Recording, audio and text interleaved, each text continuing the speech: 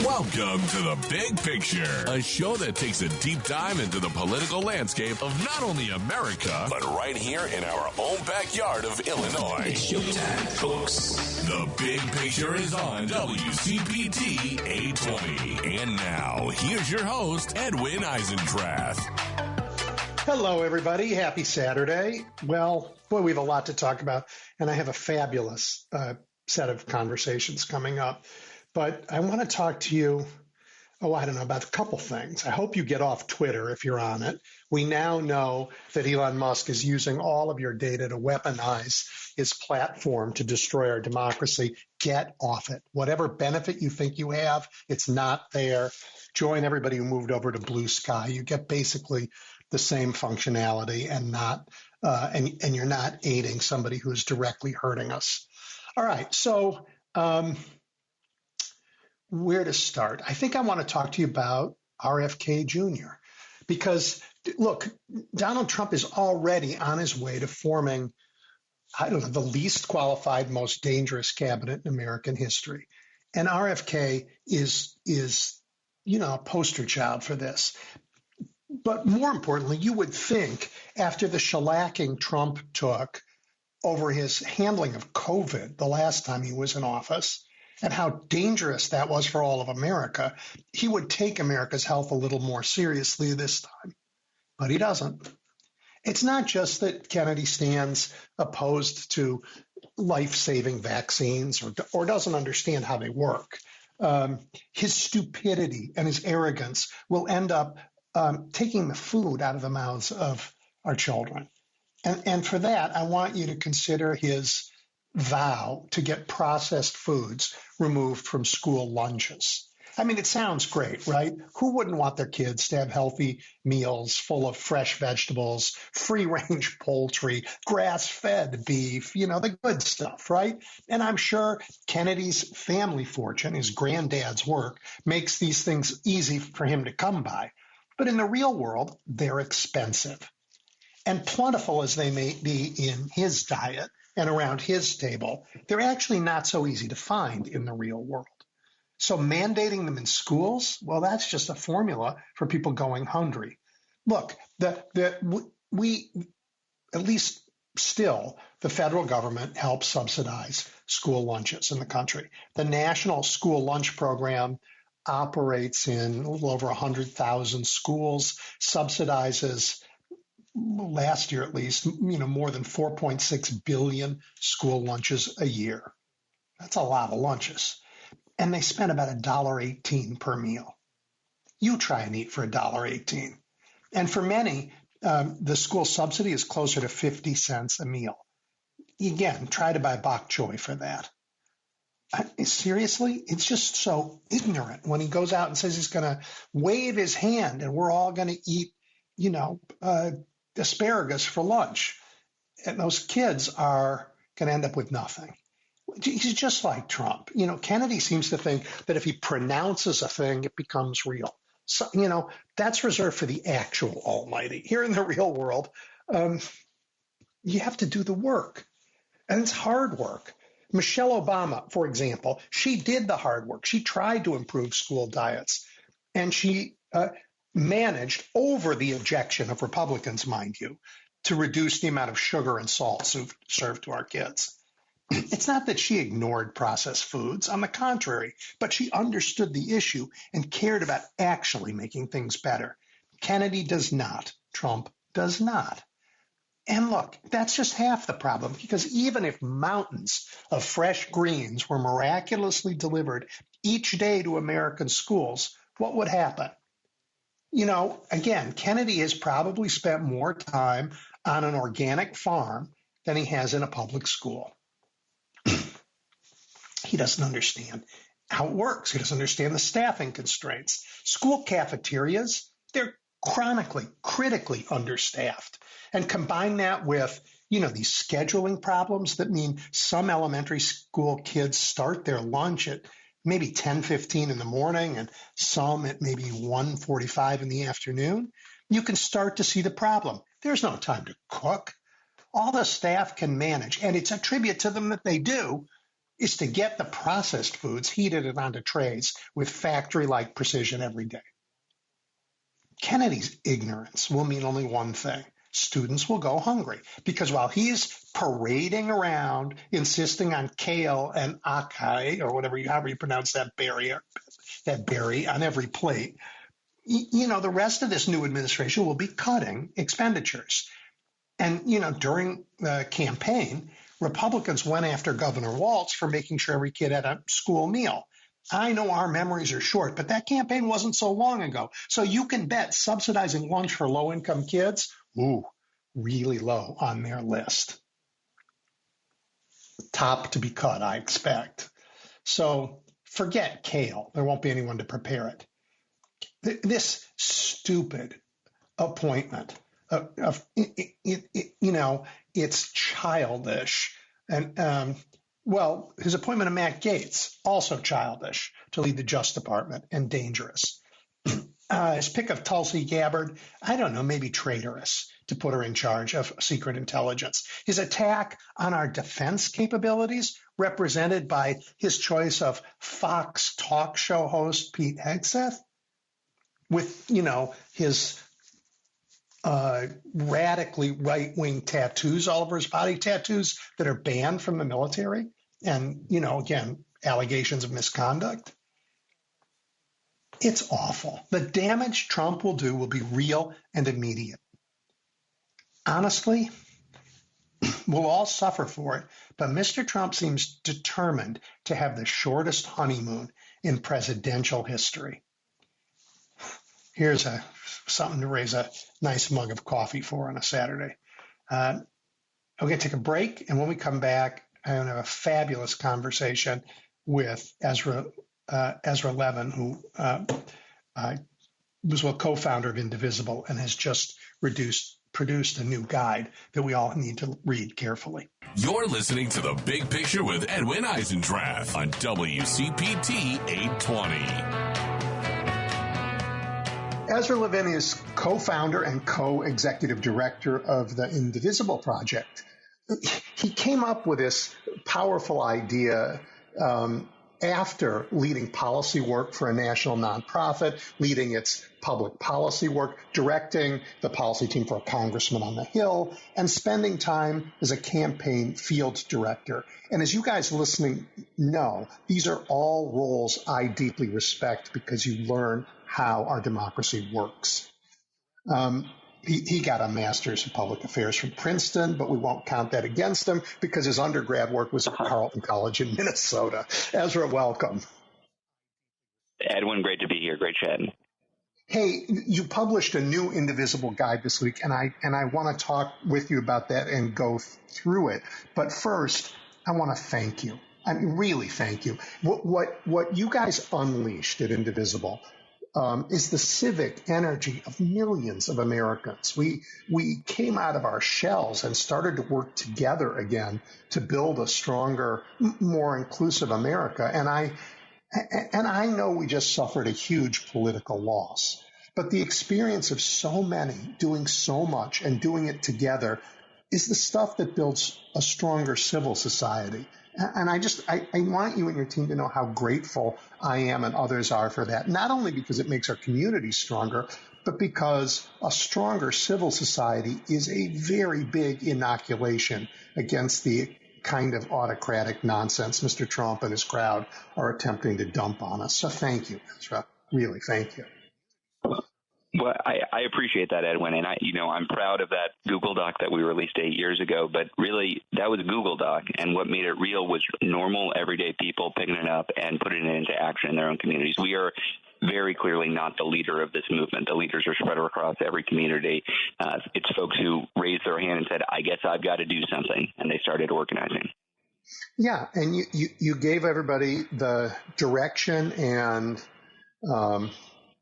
kind of permission to not be afraid in a very frightening time and to go out and meet their neighbors and to do the kind of stuff that makes us stronger, even when we get our butts kicked, which I hope we will now stop doing. That's a really bad habit. That's the goal. Yeah, yeah. Will you walk us through some of the why you thought you should do this again, this new guide, and what's different, and we'll go through it in a little bit of detail. Yeah, sure thing. So the original Indivisible guide, Leah and I, my spouse, and I wrote that guide over Thanksgiving break because we saw two things happen within 24 hours of each other. One was an interview with a future Trump appointee. This is in late 2016, where he talked positively about the Japanese internment camps during World War II as an example of what we could do with Muslims, immigrants, and refugees. And the second thing we saw was an interview in the New York Times with incoming Senate Minority Leader Chuck Schumer, reflecting the opinion of many Democrats in Congress when he said, well, we lost, that happens. I guess we're just going to have to work with Trump and the other side on other things like infrastructure.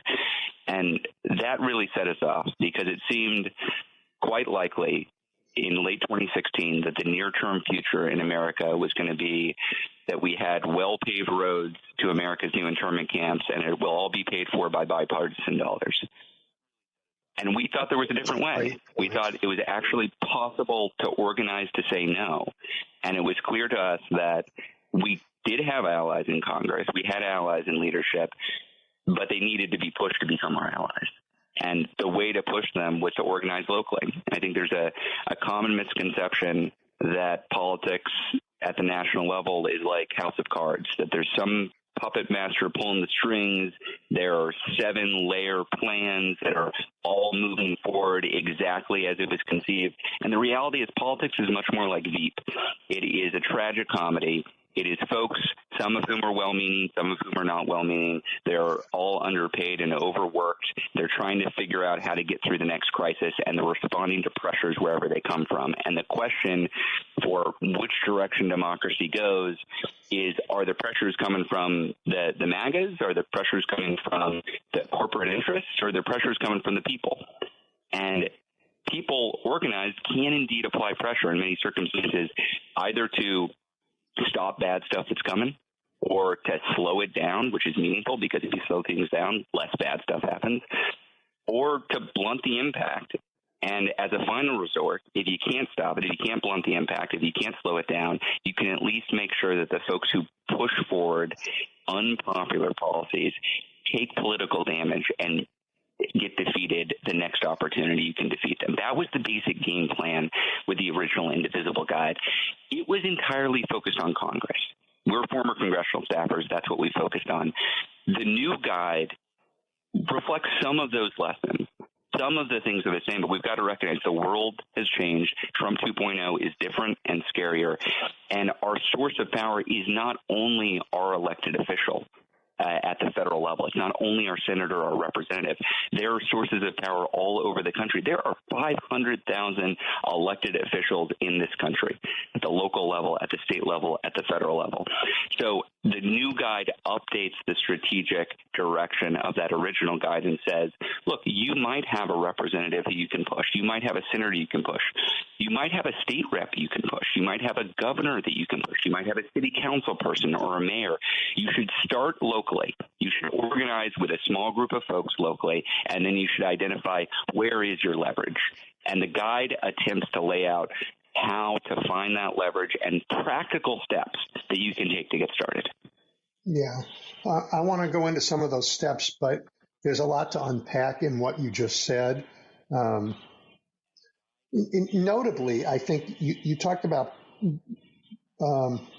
whether change comes from the lobbyists or from the people or from any other source, but progress in America has always come from, but that's not true. Political progress has always come from the people, social and political progress. I mean, we've had technological progress, economic progress in other ways, but political progress only ever comes when we organize. I think about labor and what we've done to make that better in America. I think about civil rights. It never came from any place other than the people.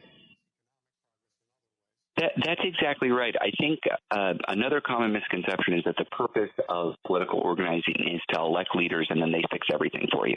And as you said, that's never been the case.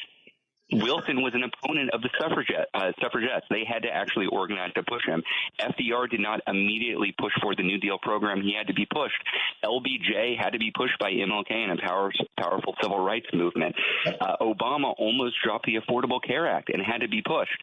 Each time we've had an opportunity to make progress because we've won majorities in Congress or the presidency, we've also had to push. And each time we've lost, we've also had to organize to prevent damage. That's how it goes. In a democratic republic, which is what we all live in a federated democratic republic where power is distributed across the entire country from the presidency on down to the local dog catcher, the way that you influence things is you organize your constituent power that you have, and you have that power by virtue of being a constituent, by virtue of where you live. There are people who depend on your vote to get reelected or grow their power, and that means they have to care what you think. That is the key fundamental tool we have. We use it sometimes to be a pain in the butt to our elected officials. That's called advocacy or accountability. And then we use it sometimes to replace those elected officials. That's called an election. I have talked about this before, but I'm interested in your thoughts. I think for many years, progressives in America outsourced the work you're talking about, the essential work that we have to do to lawyers. We just said, the Supreme Court will protect all our rights. We'll make everything better. We can just litigate our way to the things we care about in our democracy. And we let this organizing muscle atrophy. Yeah. I think that's a really important insight. I was part of the nonprofit industrial complex. I worked for a national nonprofit that did anti-poverty work. I thought it was good work, and it was good work. We made some good progress. But I was a paid think tanker advocate trying to create policies and convince members of Congress to listen to their better angels and throw a few more bucks towards their earned income tax credit or support for folks to put away a little bit of savings. That was my job. And when I was a staffer on Capitol Hill, I met with a ton of interest groups. Some of them were good. Some of them were bad. They were all professional. The act of being engaged in democracy and pushing for good climate policy or pushing for good anti-poverty policy or pushing for better democracy policy, that came down to professionalized advocates and researchers based inside Washington, D.C. And I came to the conclusion after several years of doing that our problem in D.C. was not that we didn't have one new good white paper or we didn't have one new good coalition of nonprofits talking about what needed to be done. Our problem was we didn't have political power. We didn't have political power to actually get it done. A member of Congress didn't need another white paper. They needed a lot of their constituents saying, hey, you got to listen to us, otherwise we're going to throw you out of office. There's a great book on this. Asita Skocpol, who's a sociologist over at Harvard, wrote a book years and years ago called Diminished Democracy, which talks about how there's a rich history in America of civic clubs that organize, like the Eagles and the Elks and the Moose clubs. Some of them still exist, although they're just a shadow of their former selves. That used to be a major part of people's identities in this country. And over the course of the 20th century, we stopped treating people like actual individual actors in this democracy, and we started treating them like ATMs. We said, sign this petition, give us your email address and your cell phone number, and then give us money, give us money, give us money. Instead of, you got to organize. You got to actually own this yourself. One of my favorite things that I discovered over the history of Indivisible was Google searching the phrase Indivisible logo in Google image search. And what you'll see if you do that, you'll see the National Indivisible logo. Look, we are a national nonprofit, but we're a movement organization. We exist to serve and work with these local indivisible groups on the ground. And these local indivisible groups, they are owned and operated and run by volunteers in their own community, which means if you search the Indivisible logo, you'll see tons of creative, locally made logos of the local Indivisible groups, from Indivisible Austin to Tallahassee to Albany, and that's real. That is real organized power at the local level, rather than some sort of pristine, simple, top-down national operation. And I think that's why we are still here 8 years later. Yeah. So before the Civil War, there was a movement called the Wide Awakes. And there's a great book on it. You know, it started, a couple people started this. They wore capes and played music. And they said, we should organize, you know, because we don't like what the slaveholders in the South are trying to do to the country. And it became the biggest national movement we've ever had. Crazy, right? Look, exactly what you're doing.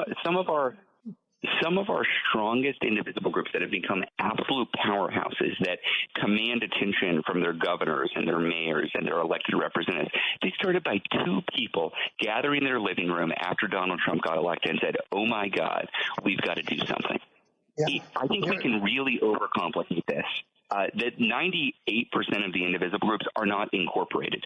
They are groups of friends and volunteers and colleagues who have built communities that meet on a weekly or biweekly or monthly basis, focus on their own local elected officials, and figure out what they can do. That's the model. It's got to be owned at the local level. Yeah. The model, though, focuses primarily on our democracy itself, not so much on a bunch of policies that many of us would like the democracy to adopt. And that gets to the problem of winning. And I wonder, I'll get your thoughts on this. So we beat Donald Trump 4 years ago. Yes. And then we were, all of our energy and a year and a half of public angst, which hurt Democrats a lot, went into, you know, the Build Back Better fight, which led to remarkable legislation. But what we didn't do was strengthen the guardrails of democracy. I mean, I think I love what Joe Biden did, but I can't forgive the administration for saying the biggest risk to American democracy is Donald Trump coming back and then not doing what we needed to do to make sure that didn't happen. Yeah, I a couple responses to that, both about directly to that and about the guide that we just released. Yep. I agree. Indivisible, as soon as we retook the House of Representatives in 2018, we started asking our groups, what's your top priority? What do you want to get done? Because we started by saying we just got to say no to Trump. We got to organize and create a united front saying no to the MAGA agenda. That's not a proactive agenda. And so we talked to the groups and asked them, and overwhelmingly, they care about everything. Look, this is a distributed grassroots movement. They care about climate and immigration and taxes, housing. But top of the list, very top of the list consistently was they were worried for democracy itself. So we made democracy reform our top priority from 2019 until 2022 when Kirsten Sinema and Joe Manchin sided with Mitch McConnell to kill the democracy bill. We ran a national campaign to get Democrats on board with reforming the filibuster. The first meeting I took with a presidential candidate was Senator Elizabeth Warren, who is beloved by the movement and an incredible leader, and was on our launch call a couple nights ago when we launched a new guide.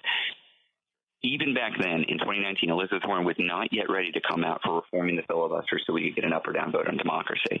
So we had a long way to go. She became a leader, of course, in that fight. And by the time we ended it, it became a unified position in the Democratic Party that you got to reform the filibuster if you're going to get an up or down vote. What was not a unified position, as you said, was we need to prioritize holding Trump and his lackeys accountable for the crimes they committed on January 6th and prioritizing democracy reform to safeguard our republic. And as a result of that, I think you're exactly right. We did not deliver on the promise that Joe Biden made, which was a post-Trump era and a return to normalcy. By definition, if Donald Trump is running again successfully and capturing the Republican nomination, you failed at your primary promise to the public. Yep. And I do think we will look back at that post-January 6th period as a real missed opportunity because the Republican Party was at its weakest in terms of supporting Trump. You had McConnell and Lindsey Graham and others publicly creating distance. And instead of Merrick Garland pushing forward with prosecution, we had to wait nearly 4 years to get a sentencing date for some of his crimes. And as a result of that, he's not going to face consequences for his crimes, and the country is going to have a lot of damage done to it. That is all true. The second thing I want to say, though, is this guide is not the new Indivisible guide that we released is not a guide to how we remake the Democratic Party or how we build a coalition that can permanently win in 2028 and beyond. It is much more narrow than that. I think those are important conversations to have. I think we need to figure out how we do a better job at building that coalition so it's not susceptible to the entreaties of an autocrat like Trump. And also, we've got to get to 2028 first. I'm worried about I agree with you. In Wisconsin in the spring, I'm worried about actually having free and fair elections headed into 2026. This guide is a guide to how we live to fight another day, which means across ideologies there are, non-MAGA Republicans and independents and progressives. We can all unify in this moment and say, look, I know we voted, the country, 49.9% voted for Donald Trump because they were upset about egg prices. What they did not vote for Donald Trump to do is to install Matt Gaetz as Attorney General. They didn't vote for Donald Trump to ban abortions. They didn't vote for Donald Trump for Project 2025. We can all join together and say no to that. And beyond this immediate period, we do need to figure out how we build a more durable majority coalition. Yes, I'm with you on that. And I'm also with you that is tomorrow's conversation, that today, every day Donald Trump is announcing the worst cabinet in our history, the most dangerous, the least qualified, a cabinet designed to frighten us, I think, as much as to do anything else. And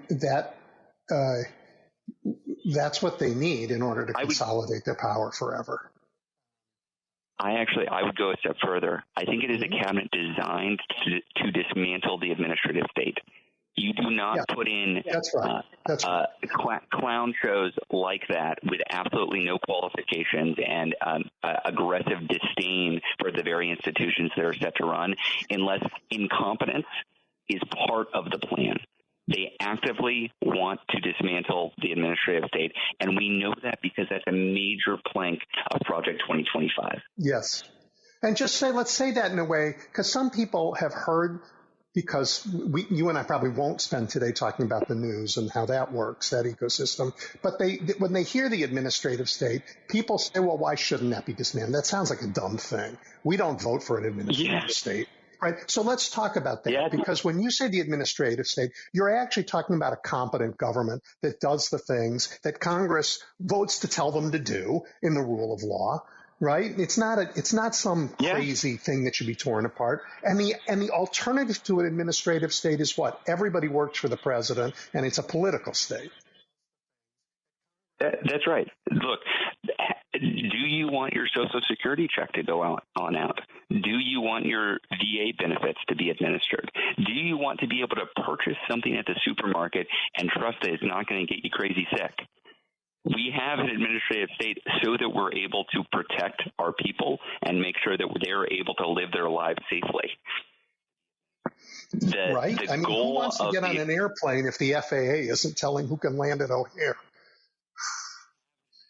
It's scary stuff, and what we will see is that folks with a lot of money are going to be able to provide for themselves, and everybody else is not.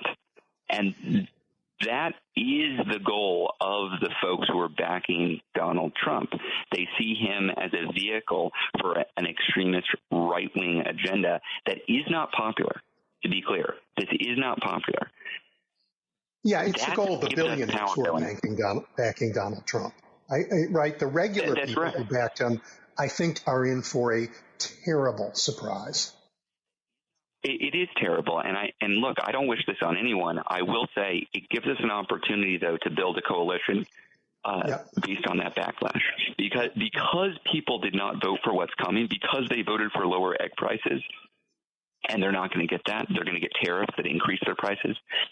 There are going to be a set of people, obviously on our side, who voted against Trump, who aren't going to like this. There are going to be a lot of voters who did not vote who aren't going to like this. And there are going to be non-MAGA Republican voters, people who voted for Trump but didn't vote for this, who feel betrayed, who feel like this isn't what they were endorsing. They didn't like the status quo, but they weren't going for this. And that is an opportunity, if we take it, to harness backlash and make sure that they get as little done as they possibly can when it comes to damaging our democratic institutions and bringing harm to our communities.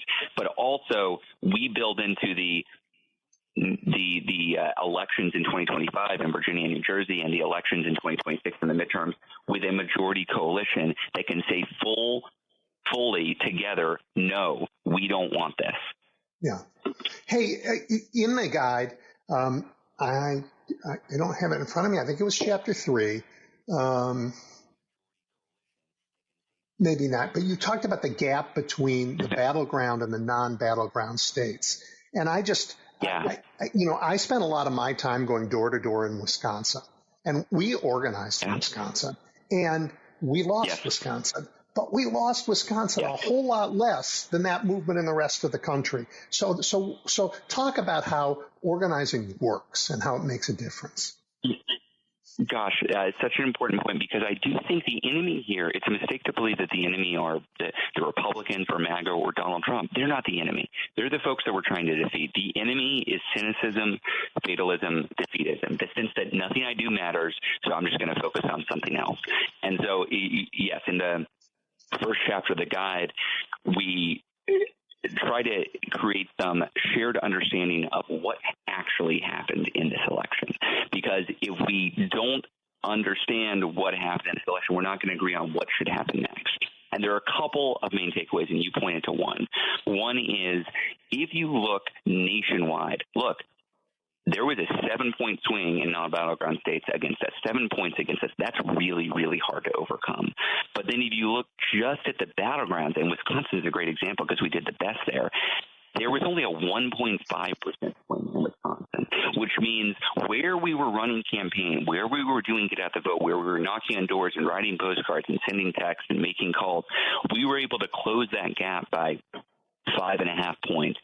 Or 3 points, significant gains in those areas. Now, that's cold comfort, right? We wanted to win. We didn't want to make gains. It mattered. You need to win the Electoral College votes to win the presidency. But it's a mistake to say that didn't matter. We would be looking at a Senate with 55, 56 or more Republican votes had we not done that work. We would be looking at North Carolina that had a Republican attorney general. We would be looking at abortion rights referenda that failed across the country. I know this loss is extremely painful because many, including myself, thought this was the most important election of our lifetimes and leads our country down a very dark path. But we need to be able to hold both that belief and an understanding that what we do can indeed make a difference. It's just the wave this year was really, really hard to overcome. Yeah, terrible. I mean, and again, not this conversation, but sometime you and I are going to talk about the media ecosphere that contributes to that. Oh, yeah. So you're right. Chapter 1, I'm sorry, you've refreshed my memory. Chapter 3 you're good. was the plan to get through the next 2 years. And so let's talk about that. I mean, one of your points was play hardball, something that I have been very disappointed that that the elected Democrats have not had the courage to do. So let's talk about how we give them that courage. Yeah, so this gets to, I think, a key shift from the original Indivisible Guide, because the original Indivisible Guide was purely focused on members of Congress. It was how can you push your member of Congress? And remember, back then, even Republicans were unsure if Donald Trump really had the juice. They were unsure if he really could build majority support and was a political threat to them. That's not the Republican Party we have now. The Republican Party is entirely owned and operated by MAGA foot soldiers, which means if you live in a deep red district, there's a good chance your member of Congress doesn't care what you do. Organizing outside of their congressional district office is probably not going to change their behavior. But some of us have a Democratic member of Congress and be pushed to do better. Some of us have a Republican or a Democrat in a swing district who can be pushed to do better. But many of us also live in a blue city where the Democrats control the city, or a blue state where the Democrats control the governorship and the state legislature. there's a big opportunity not just to play defense in Congress, but to play hardball in the states and the cities where we have power. Back in 2017, this is an amazing stat. I was shocked by this. I didn't realize it. Back in 2017, there were 6 Democratic trifectas all across the country. And by Democratic trifecta, I mean the governor was a Democrat and the state legislature was controlled by Democrats. Going into 2025, there are 15 Democratic trifectas, 15 states in this country that fully control the governorship and the state legislature. Those states have a huge opportunity to actually push back proactively, entrepreneurially against the coming attack on their communities and their residents. That's a big opportunity, but it's not a given. I will take an example that just happened literally yesterday that it's setting everybody's hair on fire. Jared Polis, who is the governor of Colorado, came out with this bear hug statement for RFK Jr. to be Secretary of Health and Human Services. That is the irony of bear hug, by the way, not lost on me. That is the behavior of an appeaser. That's the behavior of somebody who believes that the way to move forward as a Democrat is to cozy up to Donald Trump and make peace with Trump 2.0. That does not have to be the path that we take. Our Democratic governors and Democratic state legislatures ought to be fighting for us and ought to be drawing a very clear line in the sand that we're here and we're against Trump 2.0, and we're going to do everything possible, not just to protect our own residents, but do what we can to provide a safe haven for red state residents who are also under threat. Yeah, I mean, my governor actually did something with Polis, and they said they were going to stand up to yes, him. He did. And then did. Yes, he but did. JB has stood up. Yeah. Well, so Pritzker, I'm more optimistic. Polis and Pritzker came out 2 days ago. Yeah. With great fanfare, with this coalition of Democratic governors to stand up for democracy. Looked really good, right? It makes for a good press release. It's some good media coverage. Literally the next day, Jared Polis comes out and says, well, I love RFK.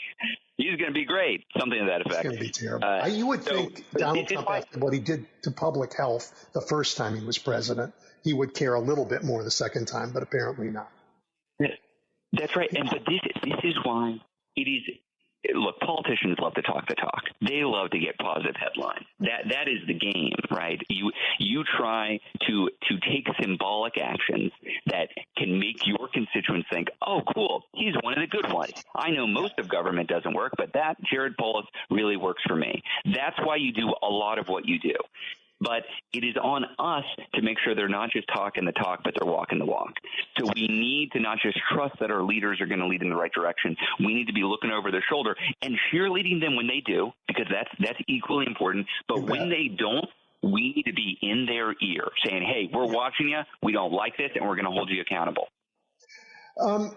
We have something else. It's not just optics and not just the fight, because if you look at the states where we were before this election, where the Republicans were in control through their gerrymandered legislatures, and you compare them. I mean, the best example is the contrast between Wisconsin again and Minnesota. They're practically the same state. You know, they're neighbors. They share all kinds of things. But after the 2010 gerrymander, they went in different directions. Minnesota had the power to do things that Democrats wanted to do, and Republicans were in charge mostly in Wisconsin. And in those 10 years, their public outcomes diverged on everything from attracting private investment to the growth in incomes to educational attainment to health outcomes. They improved in Minnesota, and they did not in Wisconsin. You have a absolute laboratory of the difference in the outcomes in people's lives of the kind of government that we're talking about. Yeah, I mean, the other thing that Wisconsin did is it would systematically break the back of the unions and gerrymander themselves more than just about any other state in the country, so that the Republicans could maintain control of the state legislature while getting by getting even a minority of the vote share.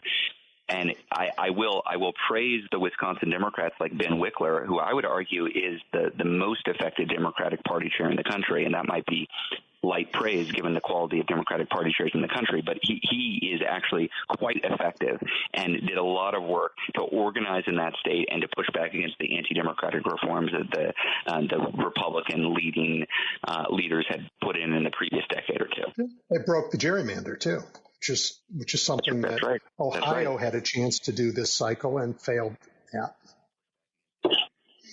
That's right. It is worth remembering this is not the playing hardball is something that both parties can and have done in the past. If you'll recall, the Republicans who operated states under the Obama era actively refused free money for Medicaid, free money for health care for their residents for years and years and years. Now, I disagree with that. I think that's crazy. I think that obviously hurts their residents. It hurts the bottom line of their states. But they decided to pick a fight with the president that they disagreed with, and they did it. They did it. So we should remember, we are not powerless here. There is not one presidency that has all the power and can do everything. There are 50 state republics. There are 19,000 cities and towns and villages. And there are, like I said, 500,000 elected officials spread around there. If we use the power that we've got in those communities, we're not going to be able to stop everything, but we're going to be able to stop a lot. Yeah, I mean, Governor Abbott in Texas has made a career out of saying, it doesn't matter what the federal government says. The federal government isn't even allowed near the border in parts of Texas because of him, right? We have a lot of power. And look, when I was go ahead. I'm a Texan. Yep. I worked for the chair of the Texas Democratic delegation, Lloyd Doggett, who's still in office. He's a good old-fashioned progressive. He used to represent LBJ's old district. And when I worked for him, we got into fights with the Texas governor. We got into fights with how they were using federal funds, because what they would do is we would pass a law providing more funding for public education and send it to Texas.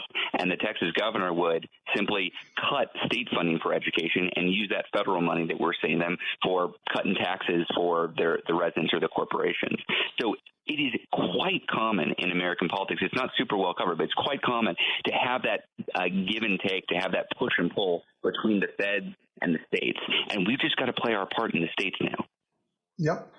All right. Well, talk about some of the other things that people can do that you describe really well in the guide.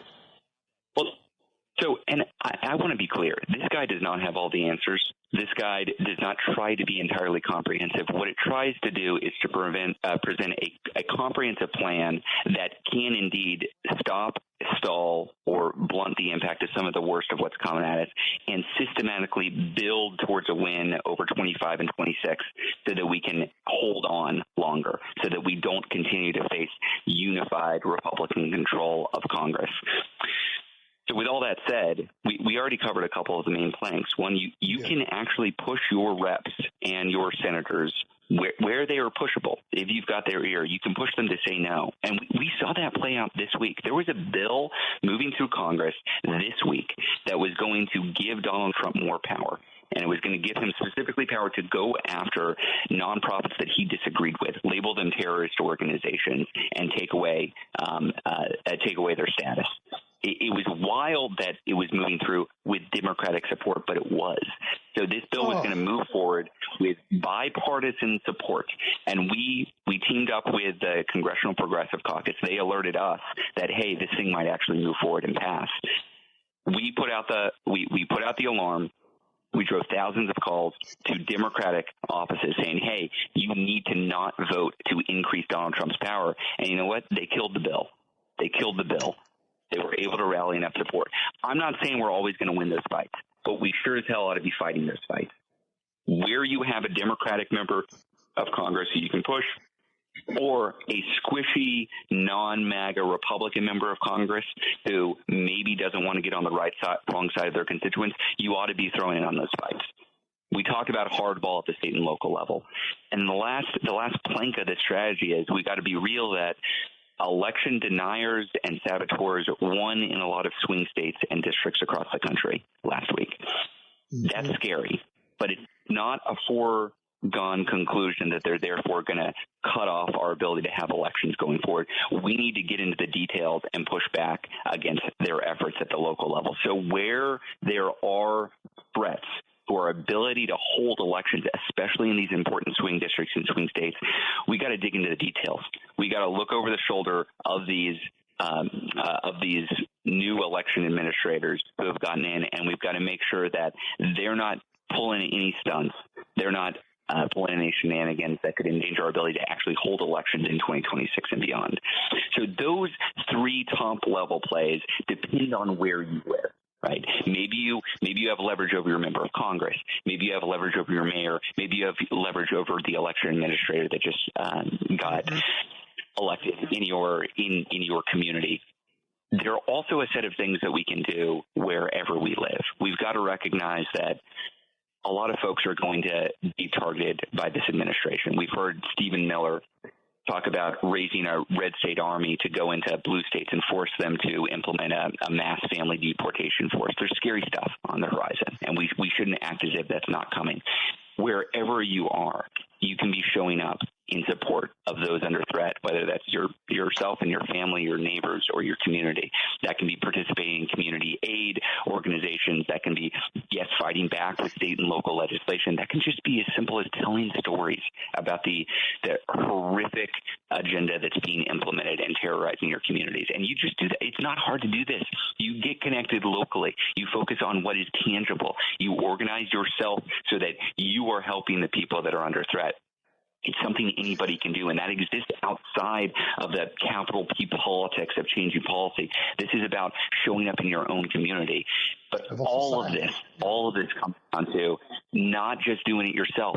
You're not going to do it yourself. You've got to find your local group and organize with them to do it. And this is now, the last couple minutes here has been solid counsel for the people who live in deep red states. Because as you said, they can protest all they want out in front of their congressman's office. Congressman actually doesn't care what people think. A MAGA congressman. That's not, they're not there to represent people. But they can make a huge difference in their community, and they can make a huge difference by being witnesses and telling the truth. That is right. Of not letting them do their worst in darkness. That's right. Look, we start chapter 4 with a quote from Timothy Snyder, if folks are familiar with him. He's a historian of authoritarianism. There's a book he wrote years ago, shortly after Trump won the first time, on tyranny, a pretty practical book on what it looks like for a democracy to evolve into authoritarianism and how to proactively try to push back. He was interviewed shortly after Trump won last week. And the quote really stuck with me. He said, "They want you to be alone. Nobody is going to fix this alone. That's not how this works." It's very, very important that you not give in to their strategy, which is to make you feel alone and powerless. Because if you are alone, you are pretty powerless. But if you're banding together with folks who are rooted in your community, I'm not talking about online communities spread around the country. Those are great. I love them. That's fine. That can be part of your life. But it can't be the entirety of how you push back right now. You need people who live on your block or in your town or in your city to band together and say, okay, what can we do here right now? Who is under threat here right now? How can we support them here right now? You're not going to be able to save everybody. You're not going to be able to do everything. But if some of us play offense and some of us play defense and some of us do both, and we all do it in our own community, that ladders up to a nationwide strategy. Yeah, I love it. I mean, to go back again to these wide awakes before the Civil War, they used to go to politicians' homes and demand they come out and give a talk and that they hit the points they want to hear right then. It was, it was in your face stuff, but it was powerful. So there is some interesting need for tactical innovation. I think there was a book a few years ago called Twitter and Tear Gas, which was a look at how people are organizing the age of social media and 21st century technology. And one of the main arguments this is Tefekci wrote the book. One of the main arguments that she made was any successful tactic that you implement, you'll see your opponents adapt to it. and it's going to lose its impact, and you've got to then figure out new tactics. So in 2017, when the Indivisible movement was getting started, we did a lot of town halls. We did a lot of showing up at congressional town halls, including Republican town halls. And one thing we found is it was really successful. We made them look ridiculous and out of touch. And then you know what they did? They stopped holding town halls. They did. Yeah, they stopped holding town halls. They adapted their tactics. It's smart. That's, of course, what they did. And so then we had to adopt our tactics. And Indivisible groups started holding empty chair town halls where they would invite the member of Congress. They wouldn't show, but they'd also invite the press. They'd have 100 people out. They'd have a cardboard cutout of the member of Congress and ask him questions. Or my favorite, in Michigan, the Indivisible group there held an empty chair town hall where they brought a live chicken on stage to represent Dave Trott, the representative who was refusing to hold town halls. He ultimately defeated him in the next election. We also saw progressive members of Congress hold adopted district town halls that we worked with them on. So if the Republican in an adjacent district was refusing to show up, the progressive in the adjacent district would travel to their district and hold a town hall and say, well, I'm sorry that your member is not going to show up. I'm here to answer questions about what's going on. So my point here is not that the guide gives some ideas, some strategic and tactical ideas of what you can do locally.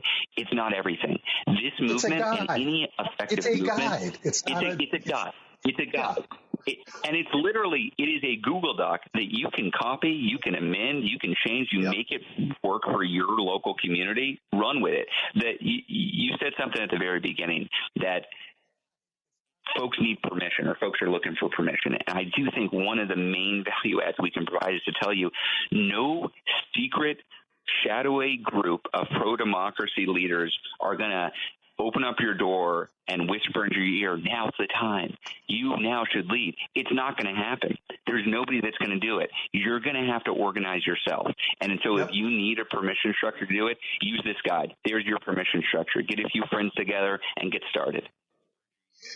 All right. Before we go, Indivisible does other things as well. You have, like, I think your strategy is divided into three organizational parts. Just give us a high level look at that. You lobby Congress, you run media campaigns. We do, but fundamentally, look, the reason why we are here 8 years later, the reason why we're still relevant, I'm proud of our strategies. Look, I'm proud of our advocacy campaigns. We did a big campaign effort this year called Neighbor to Neighbor, where instead of just doing traditional canvassing or writing postcards, we connected people to their neighbors who were squishy Democratic voters to make sure that they got to vote. We've done tests on it. It is twice as impactful as traditional canvassing. I like that work. But the beating heart of our work is the support of the groups on the ground. Our movement is made up of local, volunteer-led, indivisible groups who organize to do advocacy, to do community aid, to do elections work, and they're doing it on their own time. Our goal is to make them as strong as possible. We want more feeding into those groups. We want more of those groups around the country, and we want those groups supported to build leadership so that they're sustained over the coming months and years. So the primary thing that we do is to support these groups on the ground, that support them financially, that support them with trainings. We have organizers spread around the country who are your point of contact. If we are successful in this moment, we have an enormous wave of people who are lifting their head up and saying, what can I do? If we are successful in this moment, they are either finding their local Indivisible group and getting involved, or they can't find a local Indivisible group right now. So they're telling us, hey, I want to start one. How do I do that? And we help them do it. Well, you got a great one here in Chicago, and they do remarkable. Incredible one. Yes. Yeah. So, it's an example of success. Well, that's where we got to end. We've run out of time. Thank you, really, for spending so much time with us here today, and Ezra, for all the work over these years in helping Americans come together to stand up for this democracy. And it's good for our politics, but it's good for our communities as well. Really, I'm so appreciative.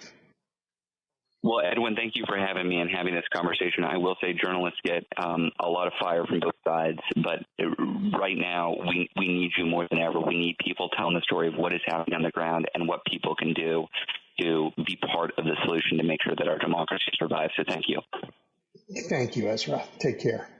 You're listening to The Big Picture with Edwin Eisendrath on WCPT 820. Welcome back, everybody. A little bit after 2 o'clock here in the upper Midwest. And now I'm joined by someone who you'll remember. She's been with us a few times. Lisa Gaufman is an assistant professor in the Research Center for the Study of Democratic Cultures and Politics in the University of Groningen. Her research, I think we talked about this before, sits at the crossroads of political theory, international relations, media, and cultural studies. The first time she joined us on the show was on the eve of Russia's invasion of Ukraine, and her expertise on Russian social media proved devastatingly accurate picture of what was about to happen. The last time we discussed her latest book, which explored an idea of how transgression gets harnessed into Trump's movement.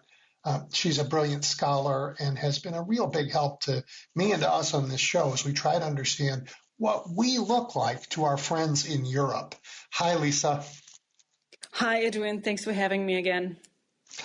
Well, how are things in Europe?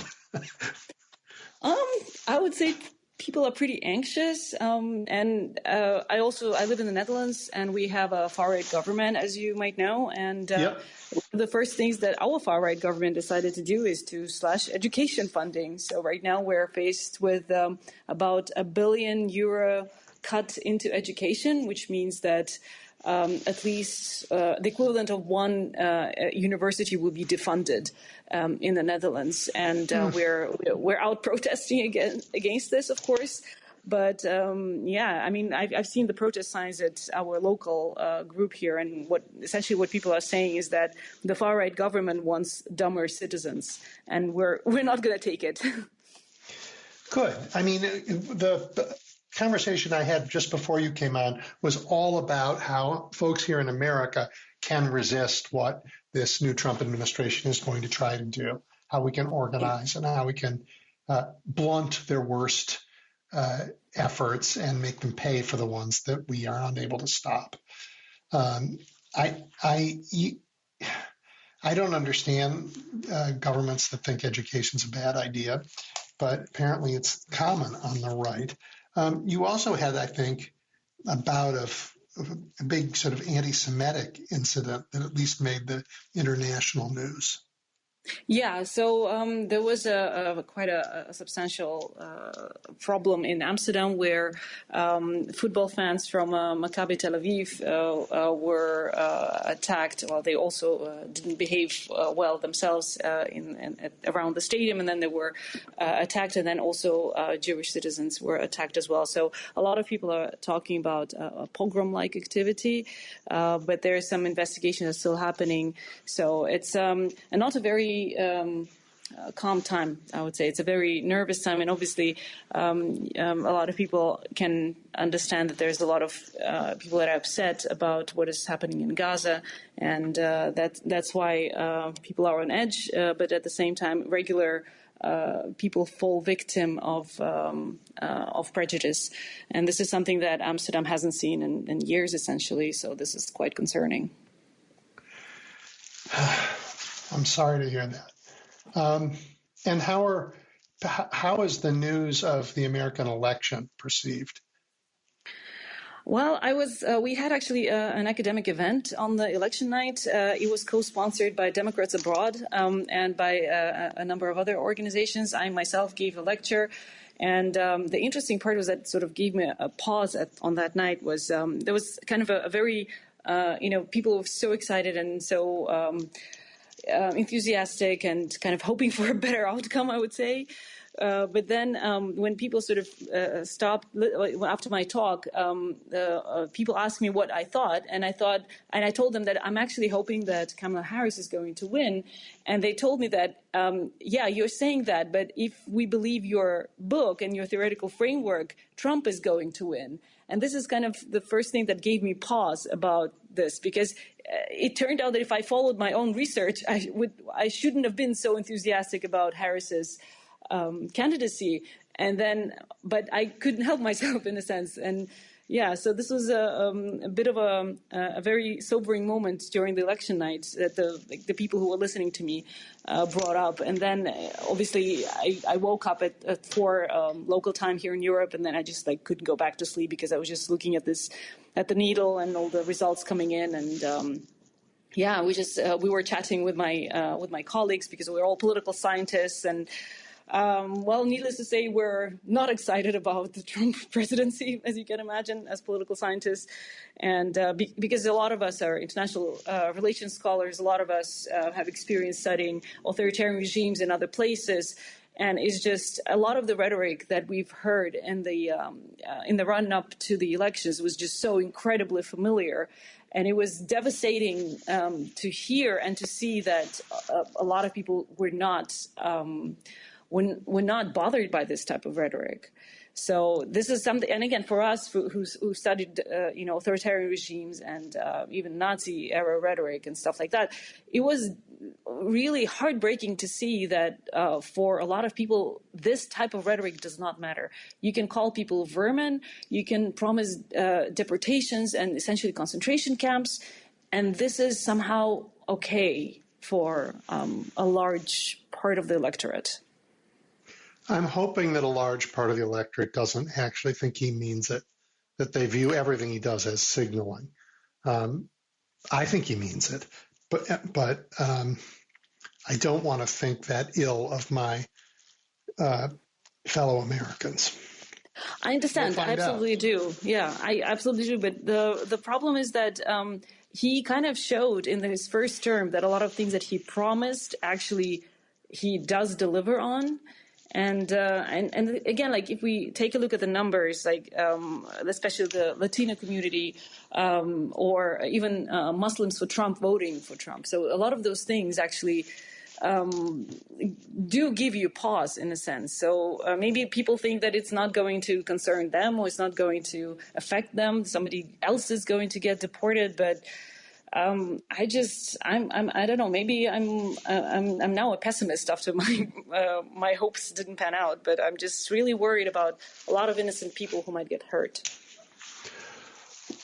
Your book, and I want to review it with everybody here a little bit. The Trump Carnival. It was we talked about it the last time we spoke, and much of that theoretical discussion, I guess, has just simply happened here since you published it. And you wrote about the idea of Carnival and how it has elements of mocking and sex and misogyny and transgression, even violence. And you applied those ideas to the MAGA movement and showed how it was a sound theoretical framework to understand the Trump phenomenon. I didn't think you were saying when I read it that understanding it meant that it was going to grow. That's also not what I was hoping for. But then again, as also my students pointed out to me, that it does look convincing. And especially if you take a look at the, I don't know if you watched the Madison Square Garden rally. I watched it for professional reasons, which I do not recommend for anyone else, unless you really want to see what the MAGA movement stands for. But even the New Lisa, York I was Times thinking of you during that. In fact, I promised I would I made myself a note that I would reach out to you as I was watching that horrible rally. Well, that's the problem, right?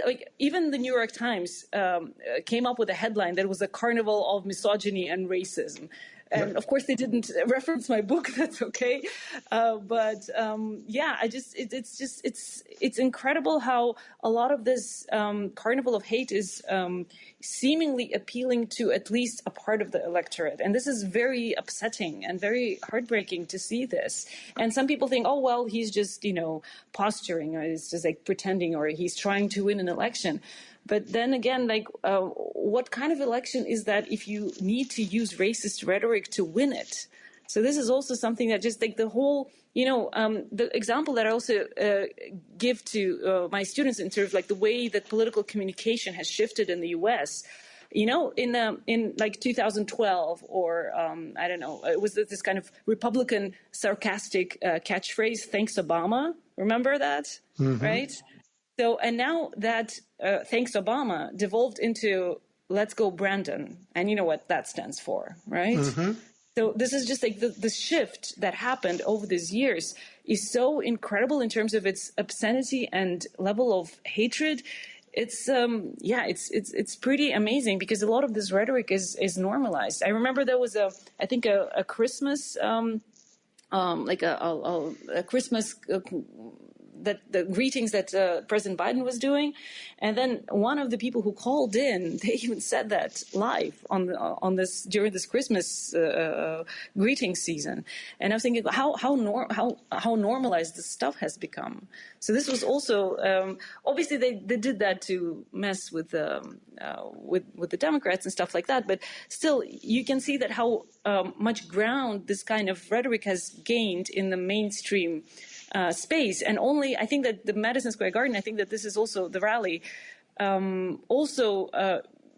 think it's probably sort of even the last straw for even the mainstream media who finally noticed that there was so much racism going on and that this was clearly not okay. But then again, we take a look at the election results, and either people choose not to notice that, or they are okay with that, or they think that it doesn't apply to them. I don't know. I think that we need a bit more insight into the way people voted and whether this kind of rhetoric was even important to them. But what I also noticed when I was doing some interviews for the book was that a lot of people don't actually listen to Trump directly, or don't even listen to his surrogates at all. What they do essentially, they have sort of a vague idea what Trump is, and they do a lot of projection. So they have this idea of, okay, like he's a businessman, or he's he's supposedly a successful businessman, and he's going to lower the taxes, and this is all they care, and they kind of tune out the rest of it. And then they don't listen to any of the surrogates. They don't listen to any of the, the podcasts or anything like that. They just have a vague idea what Trump stands for, and that's why they're voting for him. And this is also, there's a lot of ambient knowledge, you know, just stuff in the ether that people pick up, and it takes the place.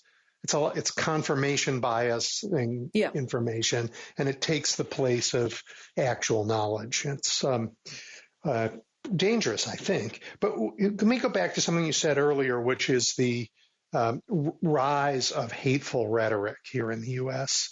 What makes that possible? Is your research tie that to the rise of social media? How did that come to be so fast? I think that there's several factors involved there, and in our book we look at the way social media actually facilitate hateful rhetoric, and we do know that big social media companies actually do profit from intense emotions that people display, or the way people experience emotions on social media. So, for example, on Facebook, the kind of emotion the kind of emoji, actually, the emotional reaction that spurs the circulation of content is anger. So this kind of really small angry button that you put on as a reaction to a post. So this is something that actually is one of the drivers of information and reposting and engagement on social media platforms. And obviously, since Elon Musk bought Twitter, it became essentially another Truth Social. It has become actually virtually another way to manipulate information, another way to circulate pro-Trump messaging and a lot of hateful rhetoric. And we do know that a lot of the algorithms on Twitter were essentially put in service of Elon Musk's own ego. And we also, as researchers, we have much less access to Twitter data right now. So even with our project that we're working on disinformation and hate speech, we have a really, really hard time getting to the Twitter data because they just fired all the people who were responsible for cooperation with, not everybody, but like they fired most of the people who are responsible for providing the access to researchers, and it's incredibly hard to actually get that data. And I think that it might be a little easier for us in Europe because we have some tools to, for example, there's a Digital Services Act, which is legislation passed by the European Union that is supposed to help us, make the social media companies a bit more responsible.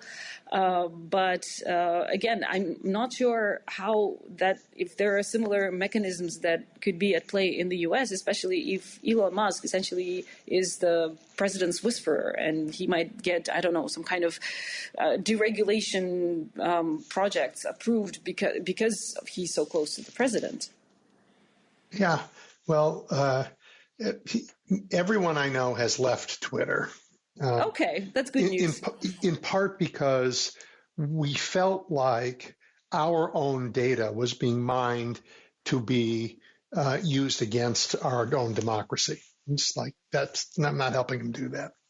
Yeah, I agree. I think it's exactly what is happening right now. It's not only used to manipulate the information space.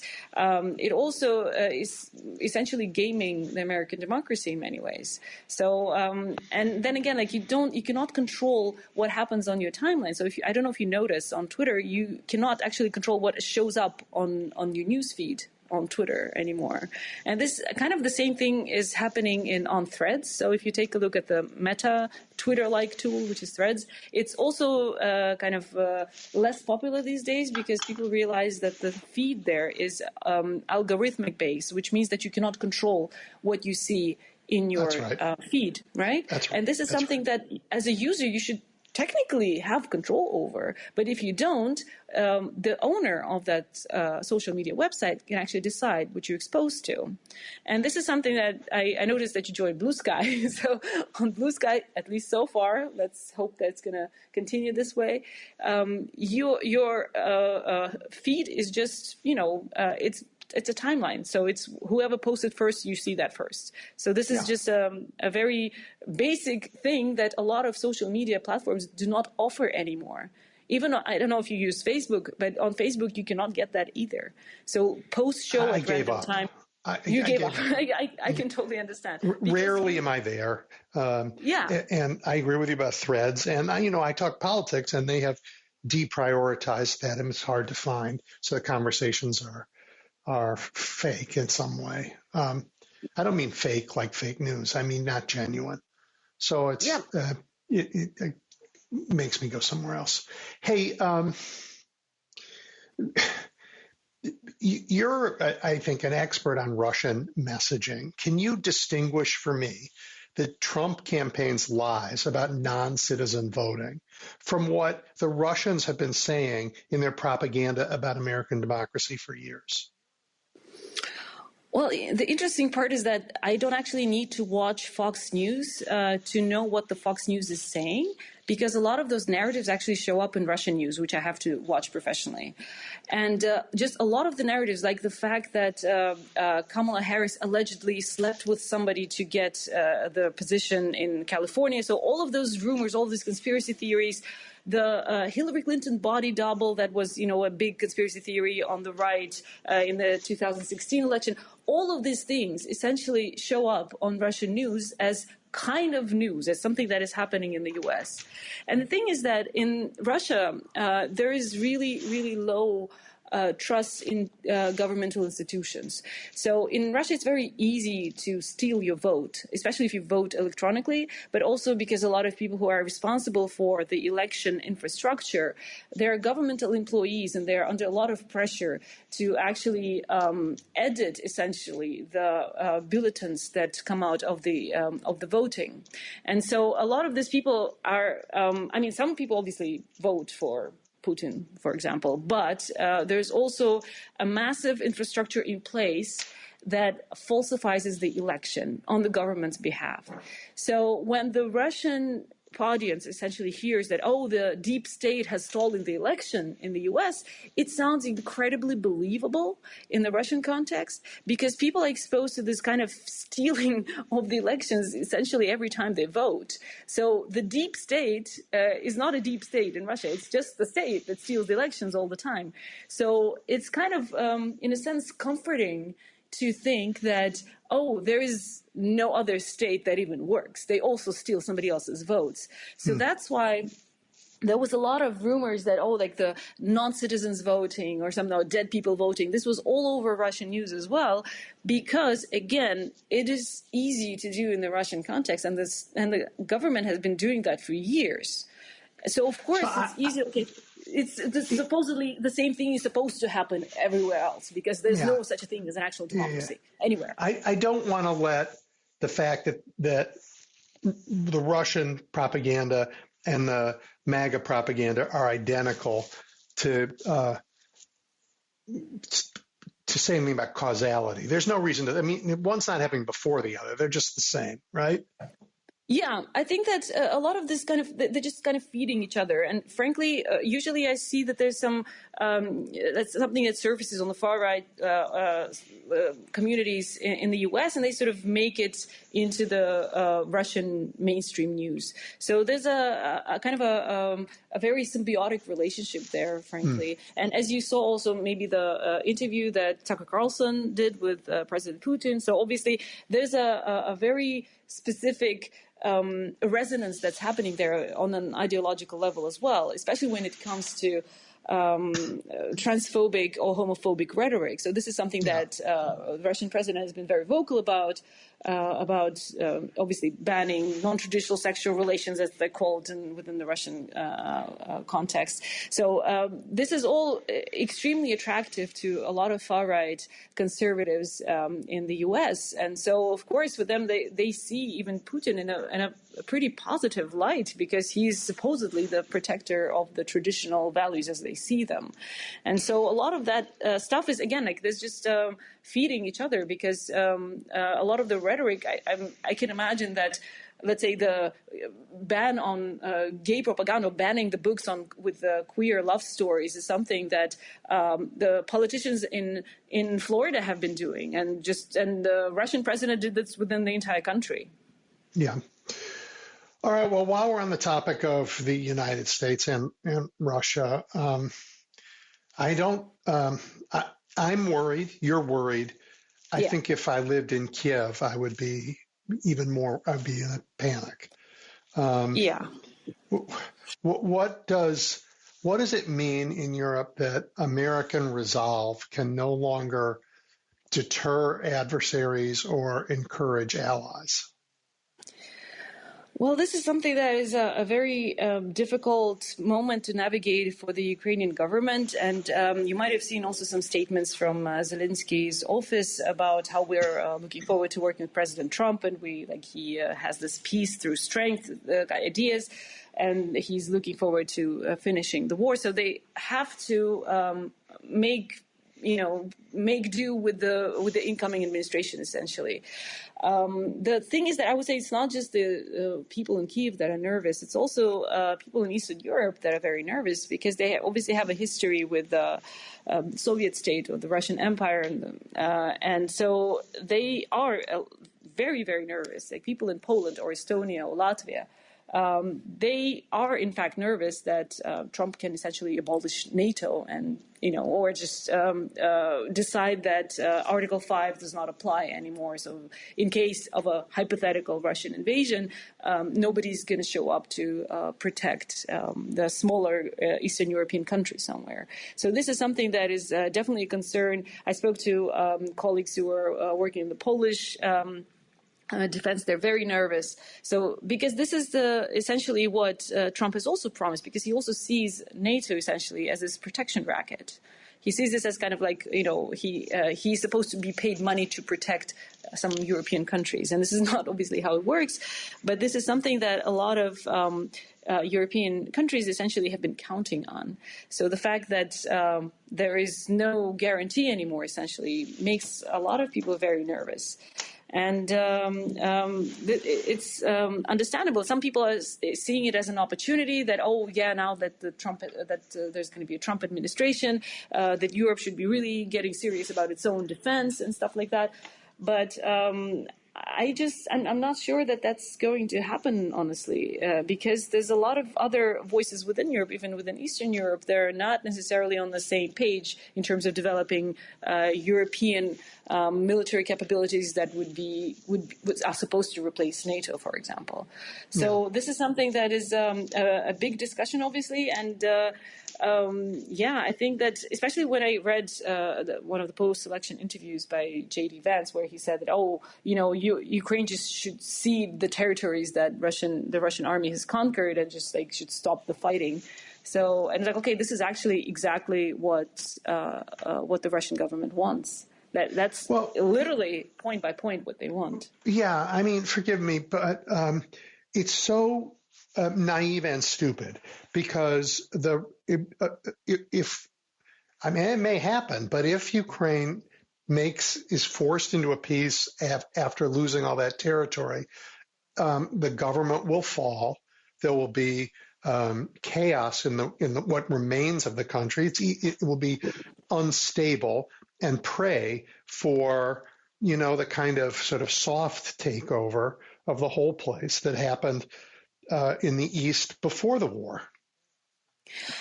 I honestly don't know what would happen. The thing is that obviously there's military support from the U.S. is important, but there's also the resolve on the ground that matters a lot. So I wouldn't take away the agency of the people in Ukraine who are fighting. But the one thing that is definitely something that a lot of experts emphasize, essentially the Trump administration, when it comes to the war against Ukraine, is a kind of unguided missile. You don't know what's going to happen and who it's going to hit. So it's really unclear who is whispering into Trump's ear about what's supposed to happen in Ukraine. And obviously he's been grandstanding about how he can finish the war in 24 hours, which I really don't think he can. But even if he stops all the shipments of weaponry into Ukraine. So I don't think that would be possible. But it's very uncertain time, and it's heartbreaking to see that in Ukraine a lot of people who've been fighting for their land might be actually stripped of their ability to continue the fighting. Well, we're out of time. I want to thank you and wish you strength and good strong organizing in your fight to save higher education in the Netherlands. Thank you, Edwin. Thank you, and strength appalling. To you. I hope that you also manage to organize and do all this amazing grassroots work that a lot of the organizations have been doing. Yep. Well, thank you. It's great to talk. We'll talk again. Thanks. Bye. Bye. All right, everybody, we're going to take a break, and then we're going to turn to the economy when we come back. You're listening to The Big Picture with Edwin Eisendrath on WCPT 820. Okay, let's bring this closer to home. Dean Baker, founder of the Center for Economic and Policy Research, is a prolific writer, author of many books and studies. He is also, I think it's fair to say after all this time, this show's resident economist, generously spending many of his Saturdays with us. Hi, Dean. Hey, Edwin. How are you doing? C+, and you?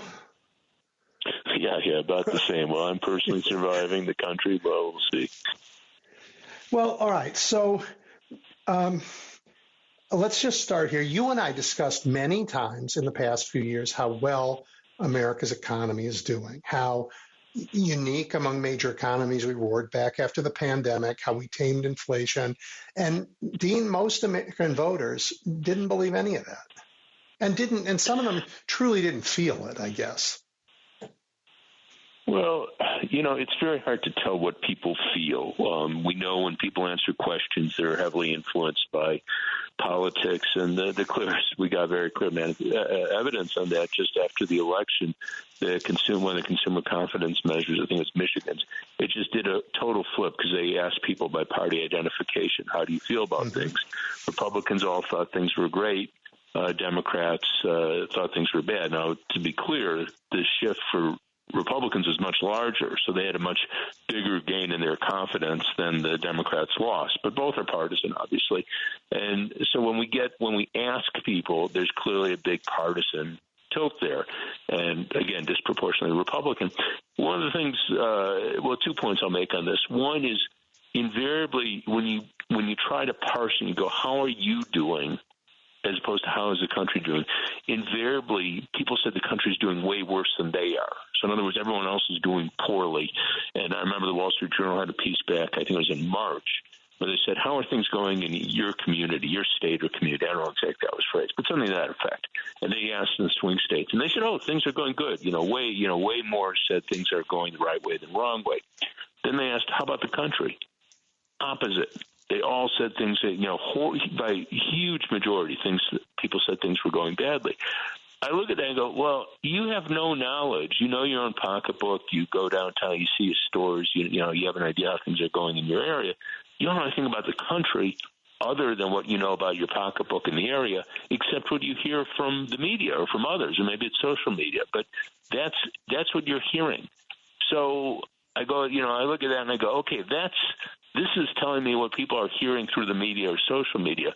The other thing I look at, and there's an old line with economists, we don't look at what people say, we look at what they do. So you go, okay, what are they doing? They're spending.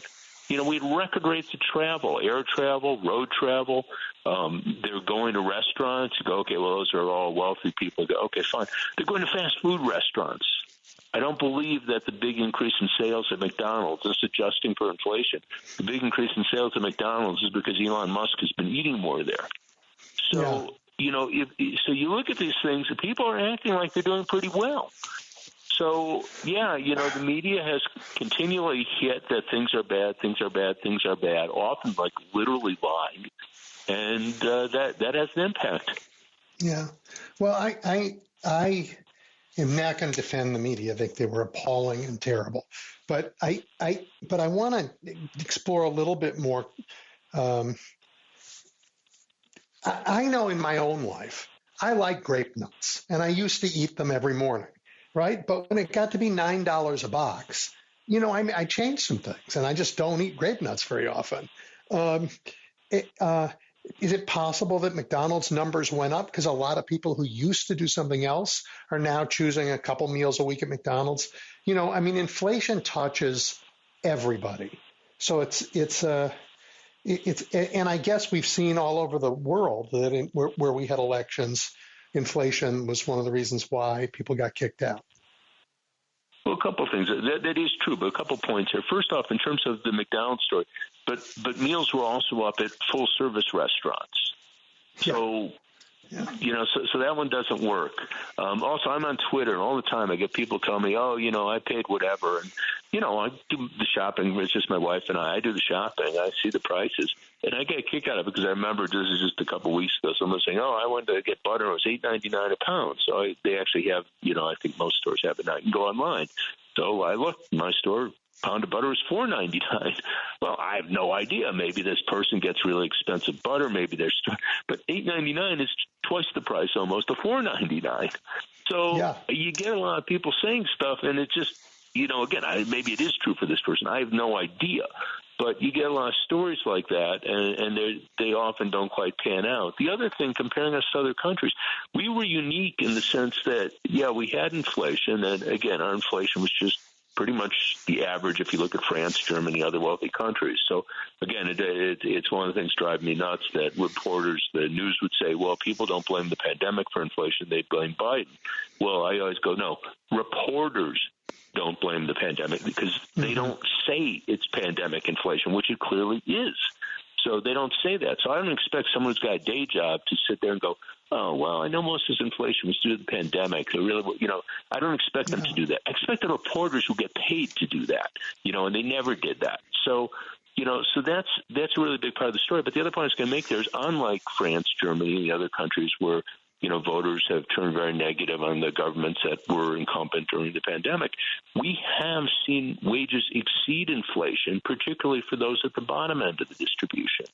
So they could look, again, the main culprit's the pandemic, but, if you're in France and Germany, your wages haven't exceeded prices. They're roughly in step. I'd have to look more closely. But here they clearly have, particularly for the lowest wage workers. I was looking the other day, and for hotel and restaurant workers, it's the lowest paying industry. Their wages are up by more than 30%. Now, inflation's been a little over 20% of this period, but that still leaves you a gap of about 10 percentage points.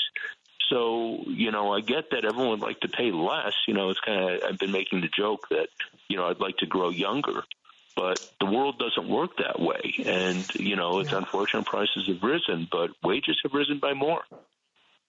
Okay, so then Trump inherits a post-inflation economy that is strong. He inherits major infrastructure projects that are really just getting underway everywhere, infrastructure that he couldn't have gotten done. He inherits a very strong equity market. No doubt he will take credit for all of it, despite having undermined every decision that brought us these benefits.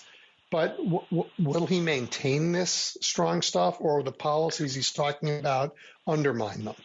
Are you a buyer or a seller now? Yeah, well, I could tell for my 401k, I just got out of a lot of stock because I do think, and let me put it this way, I think they were high even if it weren't for Trump, but by virtue of there being Trump there. I'm not telling you I want to sell a stock. Make your own call. I'm just, you asked me, am I a buyer or seller? I got out of a lot of stock.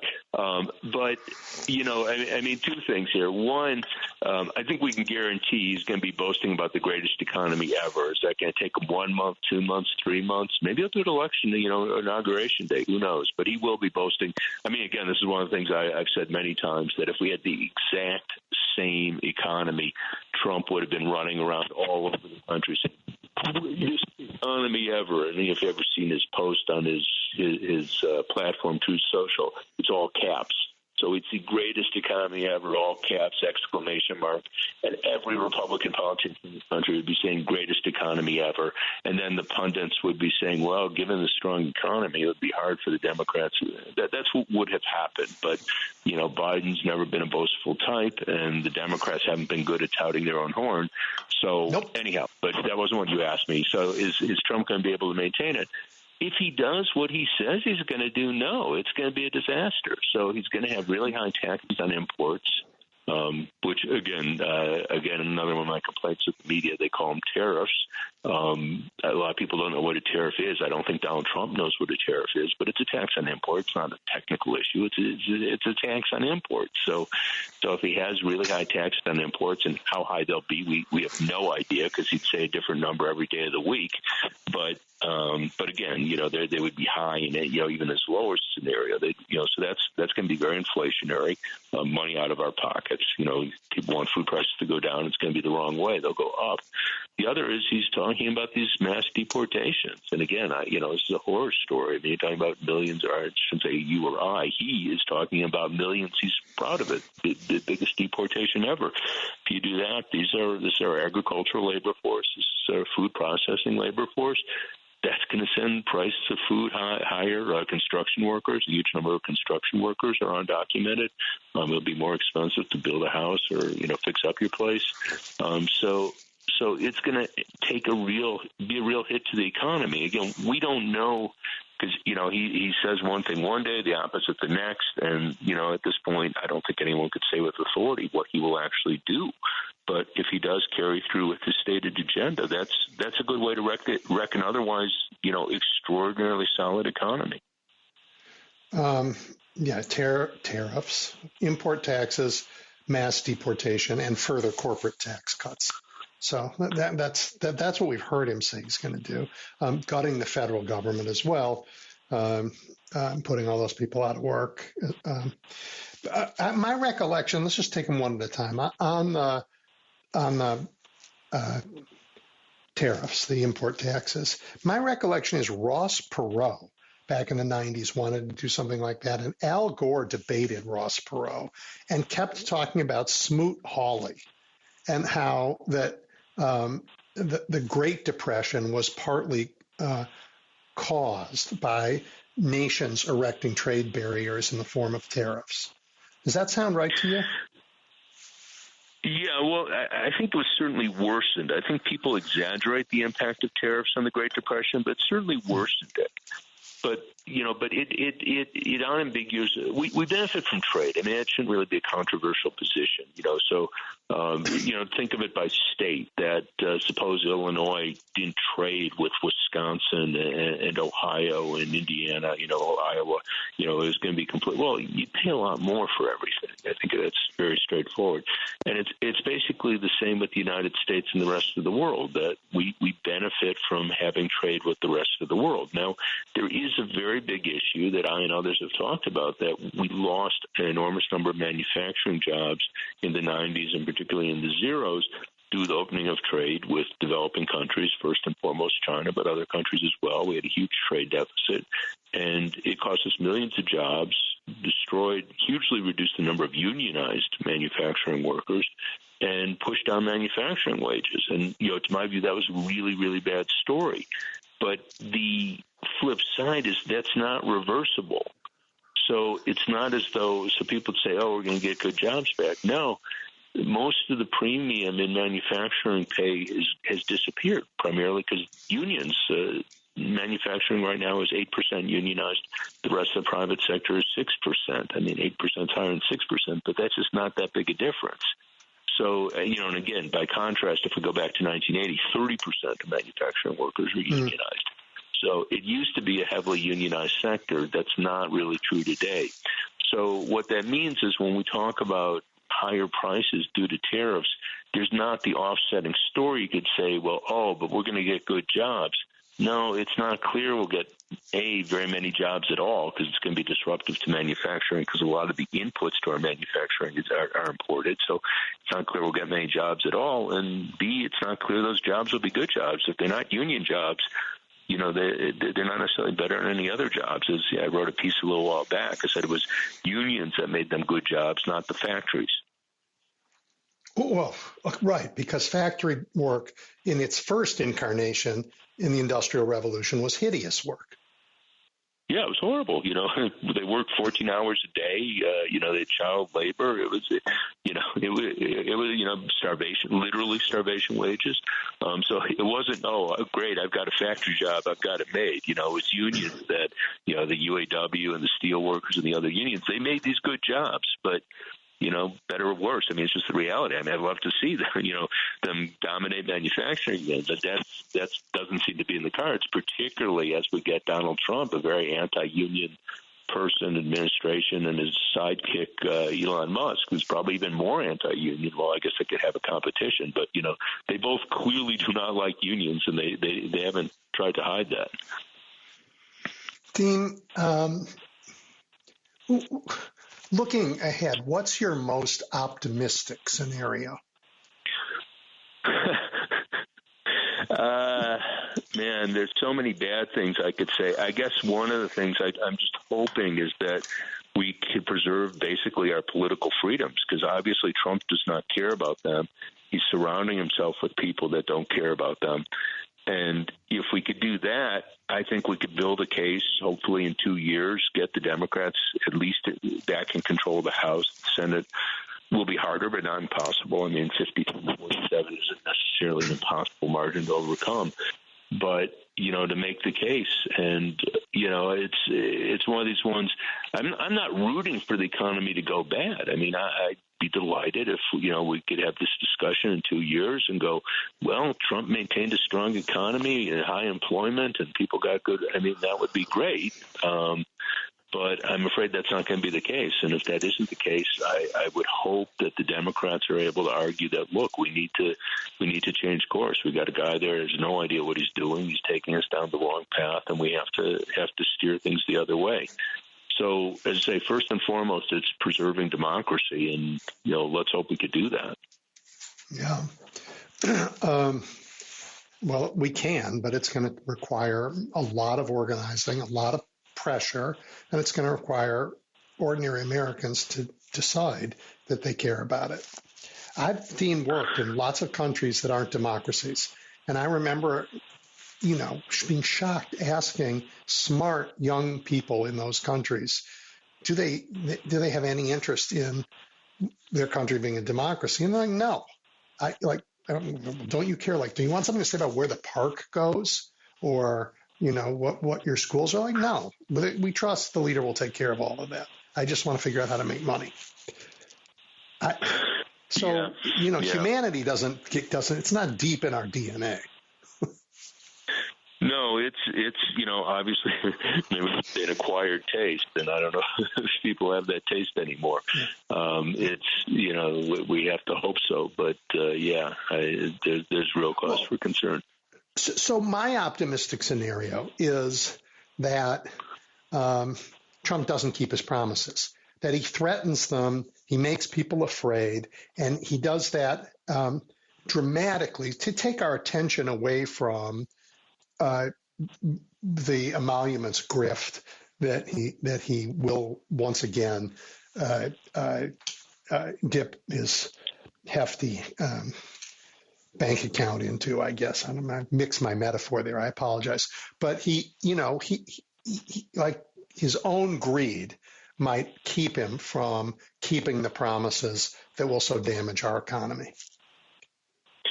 That's certainly possible. I mean, obviously, he's looking to make as much money as possible out of his presidency, his campaign. I mean, Obama joked about that. He's going when the guy's whining all the time, and when he's not whining, he's trying to sell you stuff. And, I mean, it's literally true. I mean, he's trying to sell his Bibles. He's trying to sell his trading. Yep. Yeah. I mean, just going, this guy's supposed to be a billionaire, and he's obsessed, like he's got to sell this stuff. I mean, you would think he'd be a little bit embarrassed, but apparently not.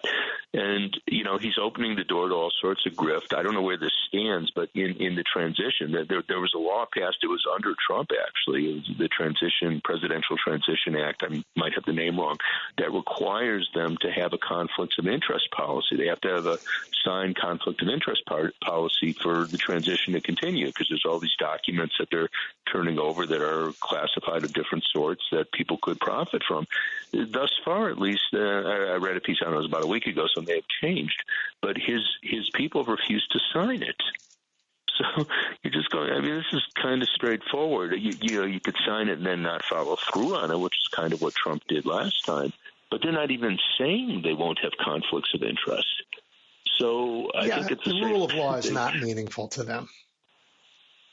Yeah, and certainly the whole story with Elon Musk. Here's this guy that gets literally billions of dollars in government contracts, and he's going to be overseeing this efficiency agency, whatever the hell they're calling it. My guess is that he's not going to identify his contracts as a source of waste, of government waste. So, I mentioned that, probably will be a fairly large chunk of money, but it's just everywhere they're looking to line their pockets, and it really is kind of incredible. Yeah, well, I think that all of them, they have a lot of wealth in equity markets, and, crashing those markets wouldn't be good for them. So I just feel like their own greed I feel like they've made suckers out of most of the people who voted for them. Well, that's certainly true. I mean, they pointed to Biden Harris and say, oh, look how bad things are. And you go, well, they're actually pretty good. 4% unemployment's better than just about any point in the last half century. I mean, we were a little better last year, and we were good and roughly the same in 2019. Rapidly rising real wages the last year and a half, overcoming the declines in 21, 22. It's a really good story. More people have health care coverage. I mean, go down the list. And they're saying, oh, but we're going to make things better. And you're just, how? What are you going to do? What is he promising? Tariffs aren't going to make things better. People, I joke about it. He's the first president to win an election promising a big tax increase on the middle class. It's kind of hard to imagine, but he did. That's true. He did. Gene, I don't think my read is that everything he said is signaling that that he's on the side of not helping anybody. Like, you know what? Everybody's on their own. Every time the government helps somebody, it's taking money from you. So we're not helping anybody, and we are gonna try and make the country whiter by getting rid of some immigrants who've come who don't happen to be white, and the rest, the rest is sound inferior. If he does it, and people's 401ks tank, and their pension funds lose their money, and their companies are having a tougher time. If for the second time he inherited a wonderful economy and turned it to ruins, and by the way, putting Bobby Kennedy Jr. in charge of public health is another public health disaster waiting to happen. He'll lose. The Republicans will be out of power for. I don't know if Democrats will fill the gap. We have work to do on our side, but Republicans will be history.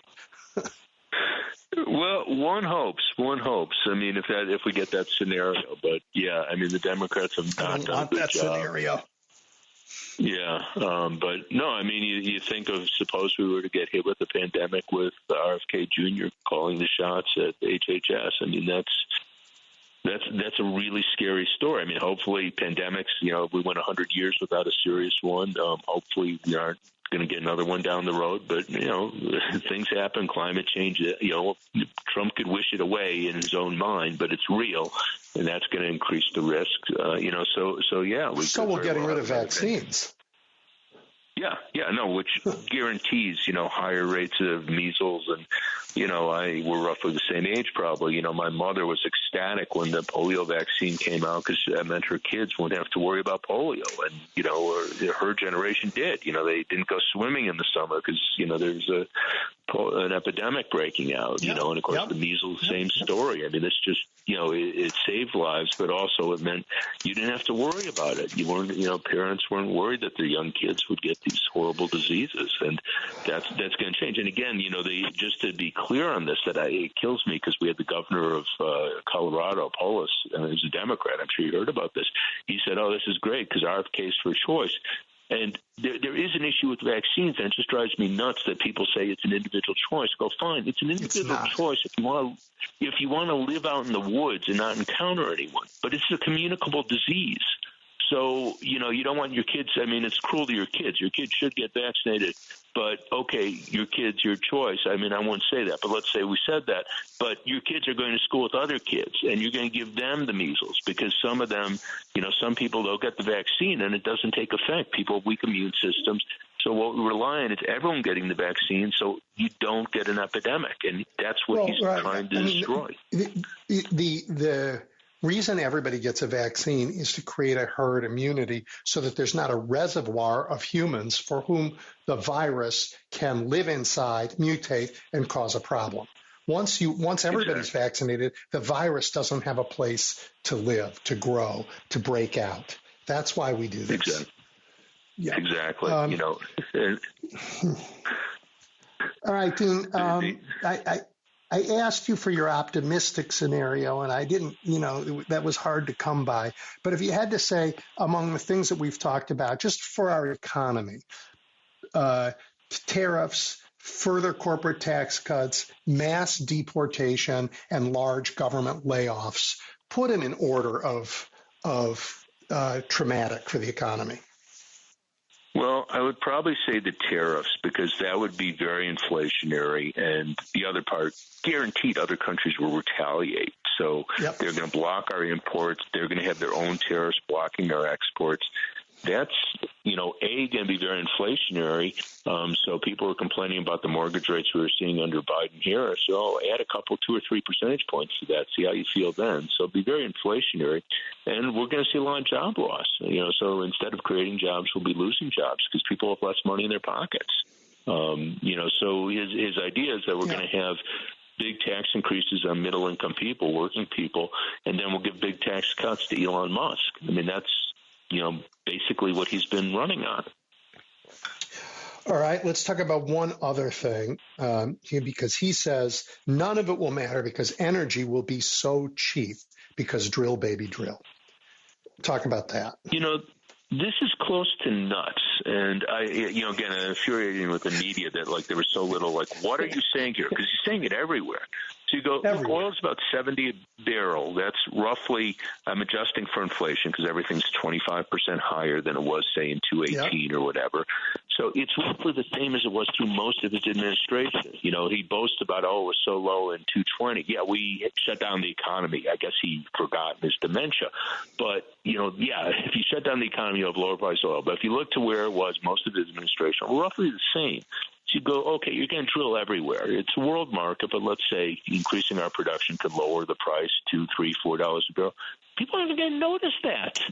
You know, we'll pay 5 or 10 cents less a gallon. I mean, I'd like to pay 5, but that's just not going to have much impact on the economy. It, of course, messes up the environment. He wants to pretend we don't have global warming. Sorry, we do. But this is not going to – it's not a serious economic answer, you know, because, again, the plausible amounts you could look to reduce energy prices are so limited that the economic impact will be almost invisible. And, again, if anyone had done serious analysis, I don't think you'll find any economist who quarrels with that in a big way. I don't know. Trump probably owns a few, but if you go to someone that he doesn't own outright, they're not going to tell you anything different than that. Yeah. Okay. Well, this has been fun. I hope that we are not entering an economic day for the sake of everyone whose lives that would upend and kill in some cases.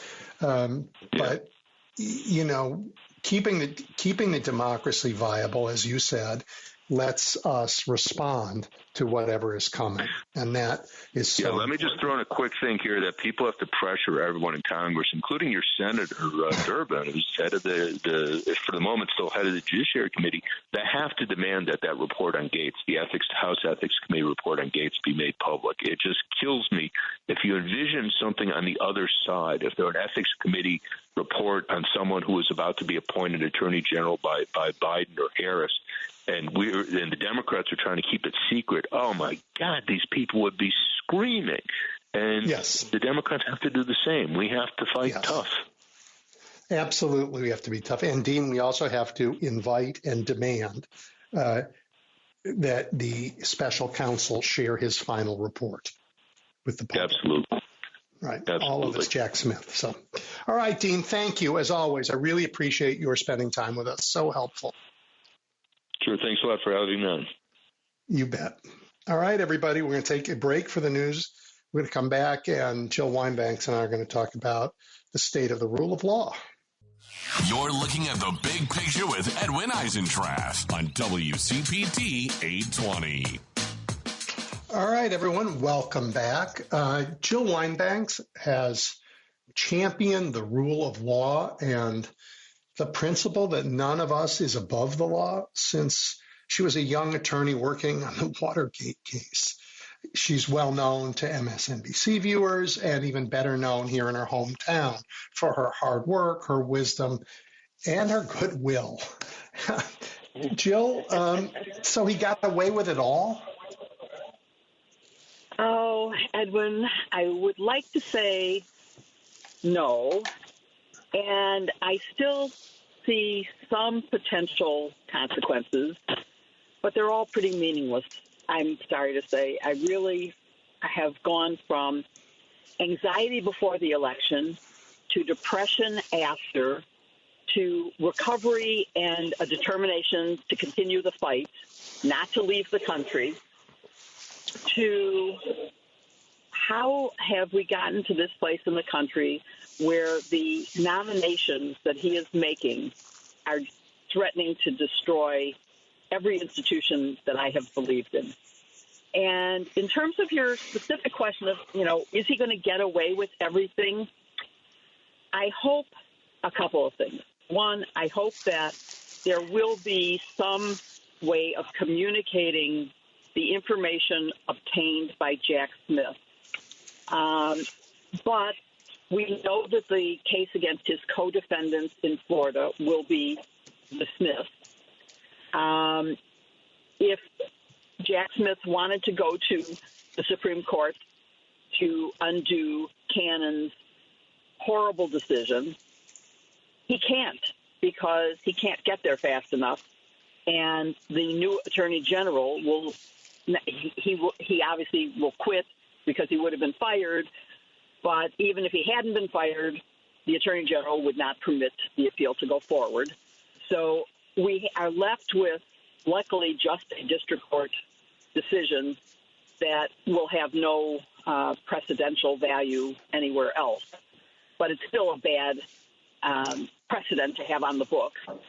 So a lot of this is the Republicans planned for many years, and the Democrats need to get some foundation to do an Agenda 2028 that will make clearer exactly what we want to do, what Democrats want to accomplish, and how they will do it. Project 2025 is now the governing document, and maybe Elon Musk is the shadow president. So there's not much hopeful to say. What do you think? Yeah, I am. I don't think that Americans voted for what's in Project 2025. I agree. I think Donald Trump has some choices to make. I think he can be an enormously successful president if he coasts on the fabulous economy he's inherited, all those infrastructure projects coming online, if he just takes credit for all of it, and that'll allow him to be the thief that he is and steal something off the top, put his daughter-in-law in the United States Senate. And well, he's going to do it. They're going to do it, right? And grift. But he would be a very successful president if he just did that. If instead he really decides that he's going to build a massive internal gulag system to try and deport millions of people, find them, take them out of their homes, rip families apart, there'll be a reaction that he's not ready for. If he really puts in a tariff system that raises everybody's prices and brings inflation back after it's been tamed, he'll pay a huge price for it, provided we still have honest elections. And I think that would be hard to get rid of in 2 years, really. The appointment of Matt Gaetz, Jill, it's not just an attack on the Justice Department. It is a test of whether the United States Senate will just abdicate its advice and consent role entirely. Can they really do that? Can they really pretend that advice and consent is not in the Constitution and throw everybody into resource appointments? That may be one of the scariest things. And you've said a number of things that I want to comment on. One, Gaetz is a real insult to the Department of Justice that I love, that I respect. It is all part of tearing down the institutions that have protected our democracy. It is a really bad situation. The best thing I can hope for is that it was really a joke to make his next in line, the Deputy Attorney General that he has nominated, his own lawyer, look good. And to make us say, oh, thank God it's not Gaetz, I'll go with this guy. It's the same thing that you can hope for with some of his other nominations. I mean, now I say, oh, Burgum, wow, that's a mainstream choice. Marco Rubio, yeah, good choice. Because they look good compared to Tulsi Gabbard, compared to RFK Jr. They start looking good. And by the way, when you said about family separation, remember that Holman has said, oh, we don't have to separate families. We're going to deport the American citizen parts of the family along with them. They don't have to be separated. We'll just support them all. So I think that when you said people didn't vote for Project 2025, I think that's true. I think if they actually understood each and every aspect of it, they would have said, oh, I don't approve of that. But all of the election focus groups have shown that if you said, do you like, and say A, and do you like B, they will like A as long as they don't know that it's the Democratic policy. If they think it's Donald Trump, they like it. So they're liking things that they haven't seen the consequences of. They don't understand that tariffs mean that everything at Walmart is going to cost double. because he's going if he gets away with doubling the tariff. They don't understand that tariffs will be retaliated against, and our goods will not be able to be exported because the tariff will be so high that we can't sell our goods overseas. So jobs will be lost in America because we don't have a market to send them to. Once they start seeing that, I don't know, maybe they will believe when he says, oh, it's the Democrats' fault, which it isn't at all. But they believe that now. They think he's responsible for the good economy that Joe Biden created. So if we don't learn how to communicate without talking down, and here you and I are obviously two white elites talking to each other, and I don't know your audience well enough to know whether it's only college-educated people listening to us. I hope not. I'm staying on X. Many people have left it. I get horrible, bad stuff and ugly, comments. But I'm hoping that maybe one person will see something I say and go, oh, that makes sense. Maybe I should think about that. When they say, oh, Kamala was all for transgender surgery for inmates and immigrants who are locked up. I said, please do a fact check. Now, they won't, so I did a fact check, and I sent the fact check to the friend who said that to me. And, of course, the law requires medically necessary care be given to any inmate in a federal prison. Donald Trump allowed it. They're not saying that. They're saying that's her policy. No, it's the law. She must follow the law. And even Donald Trump followed that law. There have only been 2 inmates who've ever gotten surgery, but they have gotten hormones because that's medically necessary. So, again, it's a question of can we get people to understand the facts? I don't know, but I think facts matter and that we have to keep trying. I just started a new podcast on YouTube called Just the Facts. And I am hoping that through that I can interview people about facts and that maybe people will listen. I'm not lecturing anyone. I'm not, I don't know. I'm just doing my best to let people know the facts. And that's what I'm going to keep on doing as much as I can. Right. We have it's a separate conversation, but the information ecosystem in America is incredibly dangerous right now, where people don't they get overwhelmed with stuff that's lies, and they don't have easy access to facts.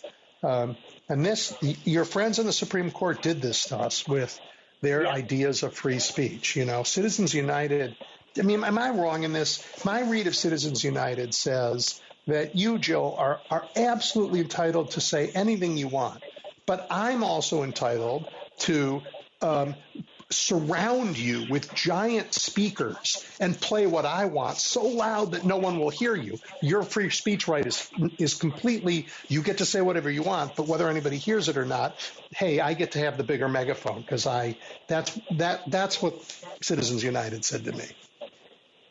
Well, I was an ACLU board member. I believe completely in free speech. I believe in the marketplace of ideas. Eventually the truth will out.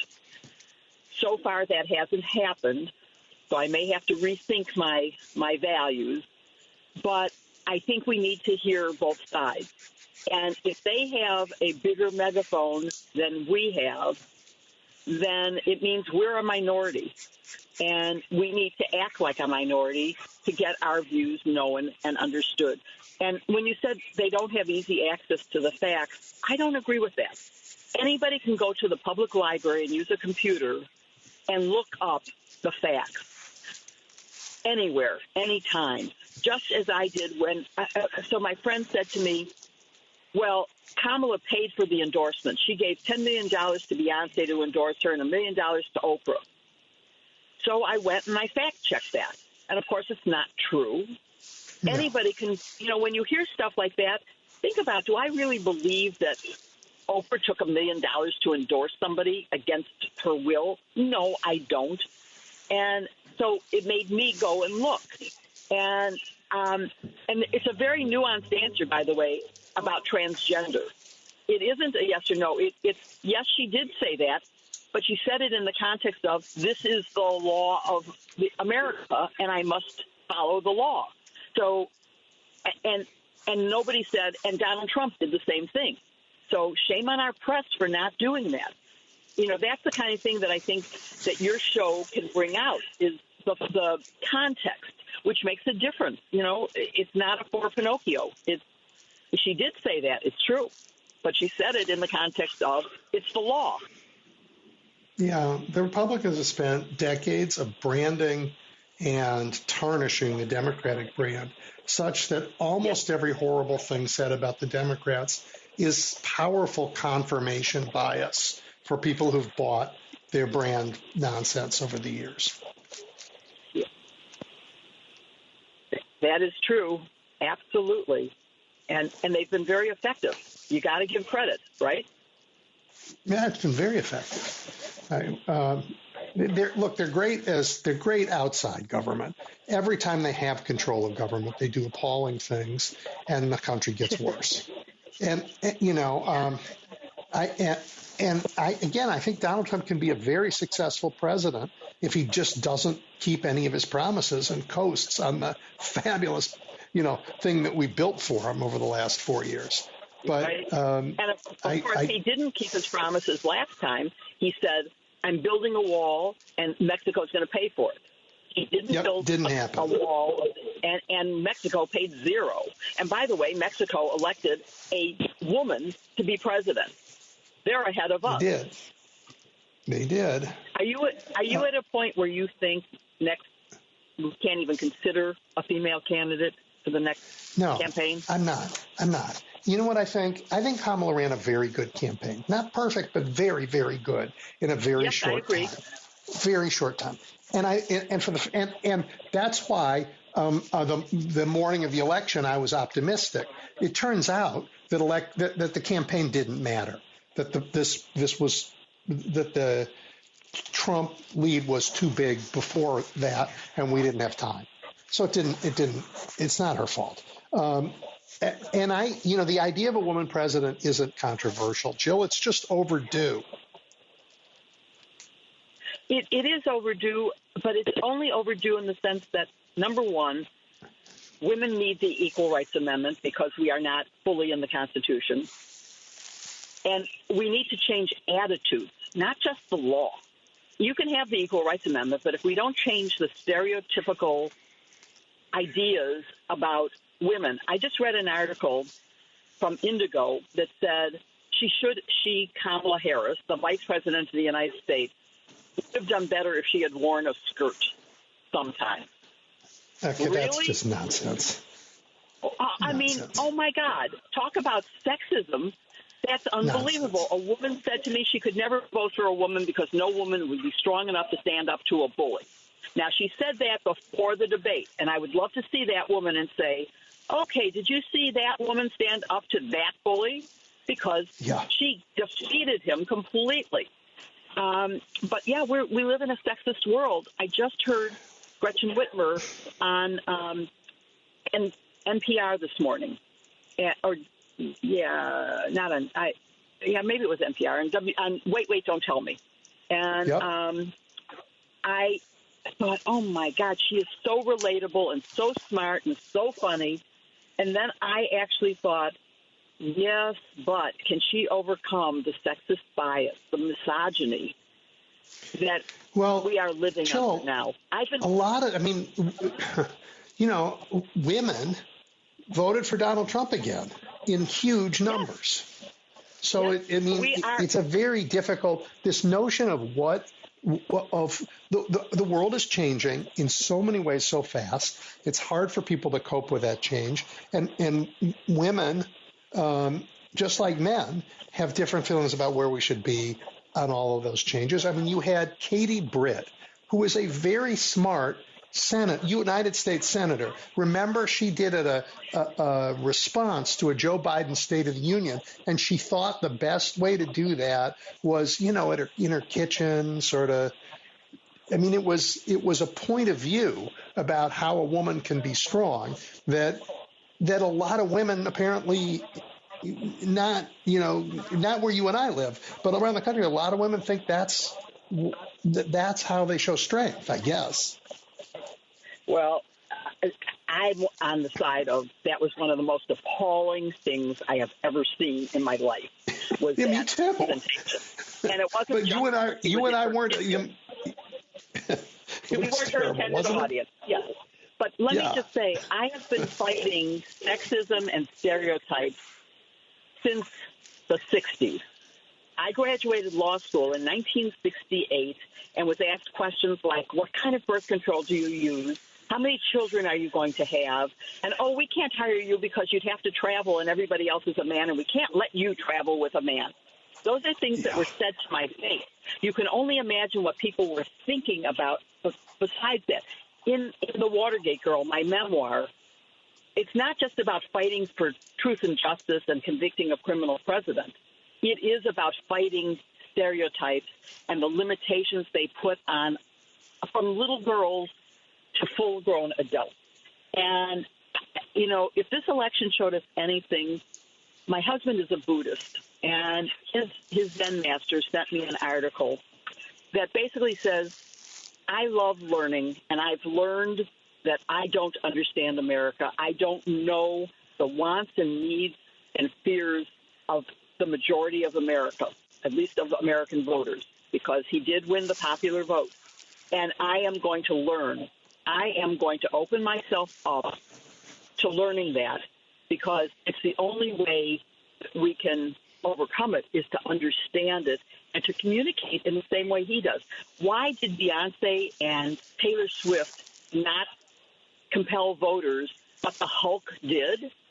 I mean, who are we? We need to understand people who are from a different economic and educational level than apparently the people who voted were mostly college graduates.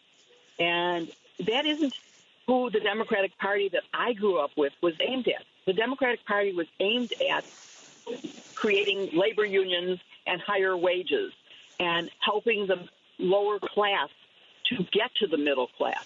It wasn't the elites that were part of the Republican Party.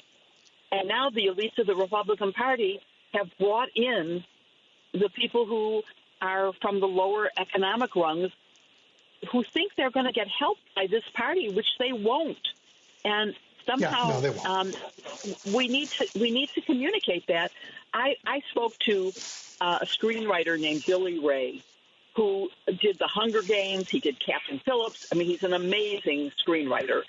And he has been trying to help Democrats to communicate better in simple language. I mean, they broke it. I can fix it. That's simple. Make America great again. It doesn't mean anything. It's vague and silly, but people felt good about it. Well, he has a way of communicating in those kind of phrases. And I think the Democratic National Committee should hire him to do their communication and to do a strategy. And obviously the DNC needs to start spending money on going on to Joe Rogan and places where you get 30 million viewers, as opposed to, if you combine the New York Times, the Washington Post, NBC, ABC, CBS, MSNBC, you don't get that many eyeballs. So that's where media the candidates need to be. Sure. Yeah. Well, yeah. And so what you're really saying is we need to do a better job of talking about who we are. I don't think you're saying we need to change who we are, because Joe Biden delivered for working Americans. He did. Yes. We need to. I agree completely. So we need to be clear about that, and we need to. Donald Trump he's uniquely talented at mischief and changing the subject. He's a very creative politician, dangerous in every possible way. But if we pretend that he's not as creative as he is, we'll make terrible mistakes. I mean, the people who trusted him have already made those mistakes. They're in worse shape than we are because of what's coming. Absolutely. Well, Jill, Edwin, so Let me just say one thing, which is I hope that no one heard me saying that the message is wrong or that our values are wrong, because they aren't. I am committed to the values that the Democratic Party has always stood for. I don't believe that there is any message that needs to be changed except how it is phrased and the channels through which it is delivered.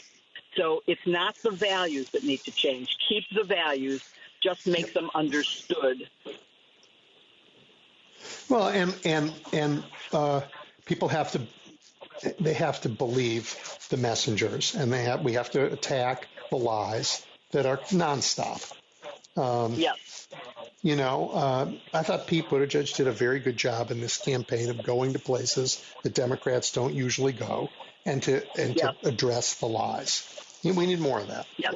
We need more of that. He did a great job, and so did Gavin Newsom, so did Gretchen Whitmer. Yep. We have a lot of great speakers. We really, really do. Yeah, we really do.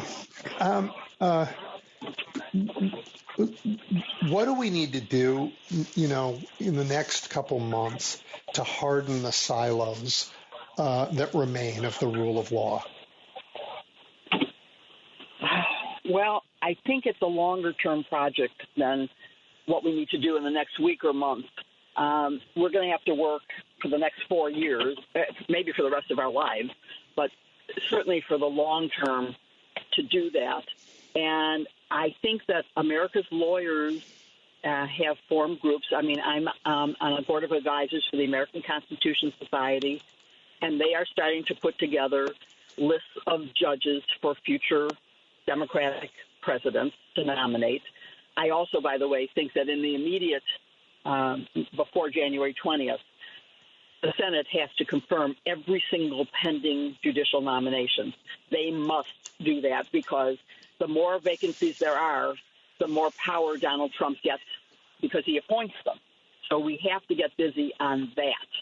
And that may be one of the most important things that we do in the immediate aftermath. The other is to somehow secure the information that Jack Smith has gathered. Whether it becomes public now or not, it needs to be secured so it isn't destroyed.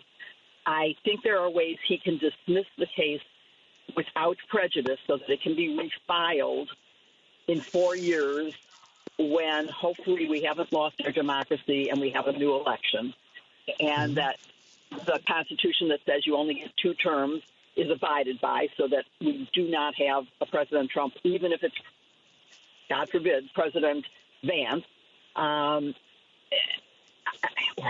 Lara Trump. Oh, my God. Too horrible. So I think those are some of the things I would do immediately to work on. I would put pressure on those things as immediate. That could protect our courts. And courts have withstood, not completely. I mean, you have, Judge Cannon, but there are more judges, including Donald Trump appointees, have upheld the rule of law. And again, we need to develop a cogent, understandable message. I talked today to somebody who said, I was talking to a Polish friend of mine, and she voted for Trump, and I asked her why. And her answer was, well, because he's going to protect me. And she said, you do understand that he plans to deport any undocumented person. She said, well, I'm a citizen. I voted. And yes, but what about the rest of your family? She said, well, he's not going to do that. It's only the Mexicans. Well, it isn't. It's undocumented. Right. And once upon a time, it was only going to be the Jews. Communicate that? Why didn't we? Why didn't we communicate that? We tried. The megaphone on the other side was we failed. We failed. We failed. Absolutely right. We failed. And they succeeded. We failed. Jill, I got to ask an absolutely horrible, rude, impossible question, and I'm apologizing in advance. Oh, God, I'm not answering it, but go ahead. Is Sonia Sotomayor going to last 4 more years? I certainly hope so. I love her. I think she's been a terrific justice. Her passion and her intellect are unbelievable. Do I know her health? I don't know her health. But I don't think nobody knows her. You would have said about Ruth Bader Ginsburg, I love her. She's passionate, you know. I just, if we have another RBG on our hands, I don't know that America can survive an even more corrupt Supreme Court. Okay, well, that's true. But let me ask you this. Do you honestly think that if she resigned today, that Congress would act to confirm a replacement? I do not. There's no way it's going to happen. No, it's too short. Should have, if it were going to happen, it should have been a couple months ago. Right now, it's too short. It would have had to be more than a year ago. Remember what they did when Merrick Garland was nominated, and God knows he would have been better in the Supreme Court. It just doesn't matter. Remember what they did when Amy Coney Barrett was nominated, and we had a majority right now. Yes, exactly. They pushed her through technically, they did it as fast as this. But unfortunately, I don't think the Democrats have it in them to get it done. So she should not. I love Dick Durbin. If he can't do that in this challenging time, then he shouldn't have the job. And I love him, but let's hope that he fills all the pending vacancies. Everyone. That would be a good thing. Everyone. Yeah. Now, it's not going to happen because not all of them have gone through security clearances and investigations, but it could. And you asked a different question about, speaking of security clearances, Donald Trump is sort of saying, I'm nominating them. They have clearance. They don't need to go through the security of the FBI. And I'm going to use a private firm that, of course, is going to please me by giving me the results I want and saying that everybody is clear. We've already discovered that Hegseth is now allegedly has gone through a sexual assault charge and something else. I can't remember what the other thing was. I worked in the Pentagon. He's tattooed with tattoos that you can't have in the military. Right. He's violent right-wing tattoos. And other people who served with him in the military says he's unfit and dangerous. Yes. Well, a big unfit and dangerous. Matt Gaetz is unfit and dangerous. Hegseth, I know he's unqualified. I don't know that he's dangerous because I don't know enough about him. But the fact that he won't go through a Senate hearing says a lot to me. The fact that they did not vet him before nominating him, that they were caught by surprise by the sexual assault allegation and the tattoo issue, it's incredible that's what it is. So hopefully the Democrats will have a great DNC chair who will, and by the way, that's one of the problems is that women are hurting women. And by the way, I know I'm going to get in trouble for saying this because I said it once before and everybody said, oh, that isn't true.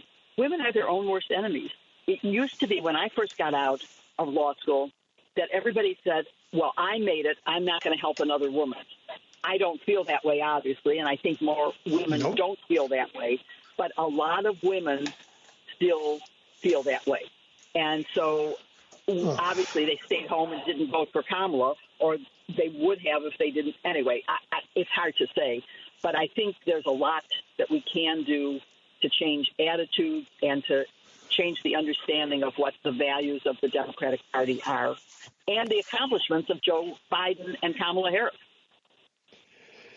All right, Jill, that's got to be our last word. Thank you so much, as always. Just tell everybody about one more time before you leave, where they find your new, you said YouTube, right? Oh, yes. I have a new YouTube show called Just the Facts, and so that's where you would find it. I also have just signed up for Blue Sky, and I'm Jill Wine -Banks at Blue Sky, Social. And I'm still on as I said, I'm staying on X till the very, very end. I'm also on Threads and LinkedIn, and I have a website, JillWineBanks.com, no hyphen in that one. So I hope I'll hear from your listeners as to what they think. And if they have someone they want me to interview on Just the Facts, let me know. I'm interviewing Carolyn Maloney on Monday, who is one of the leading advocates for the Equal Rights Amendment. And we're going to talk about a difference of opinion between the feminist majority and the Illinois ERA coalition as to the tactics to use to get that passed. That's interesting. I'm going to want to hear that. Yeah. Okay. Thank you, Jill. Thank you, Edwin. It was a pleasure. Bye. Bye. All right, everybody, we're taking a break, and your calls when we come back.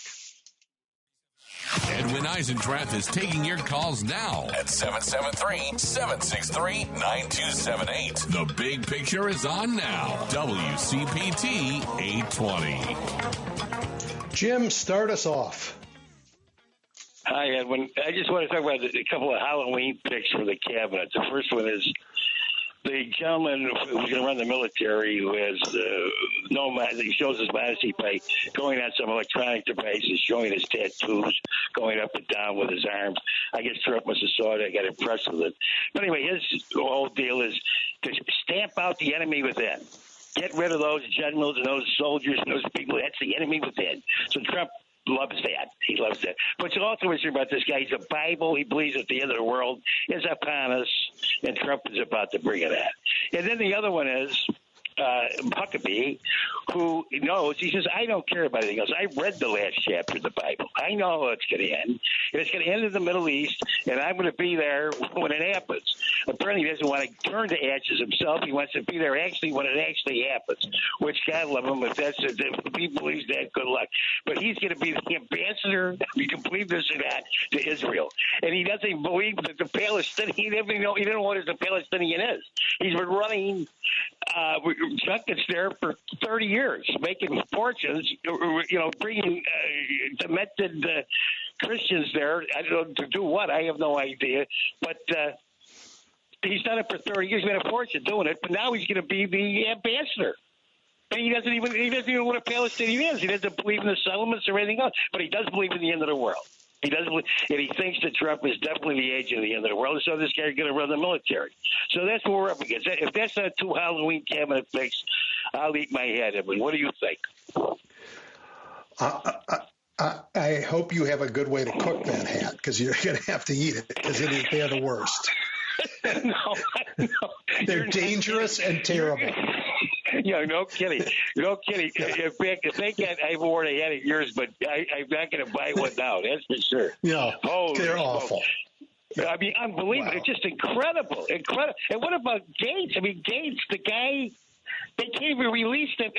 They're all, the other guy's got a problem. He raped somebody in a hotel, the military guy. And this guy's put under. What if these people are raping and pillaging? They're unbelievable. How about Bill O'Reilly, another moron that didn't know how to get a date? He's another big Republican.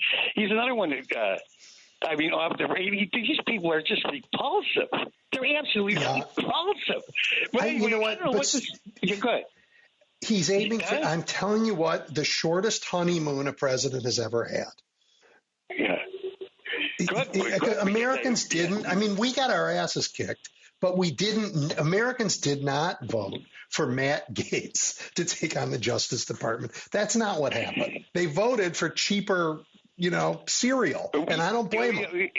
No, I'm not. But still, it's an astounding.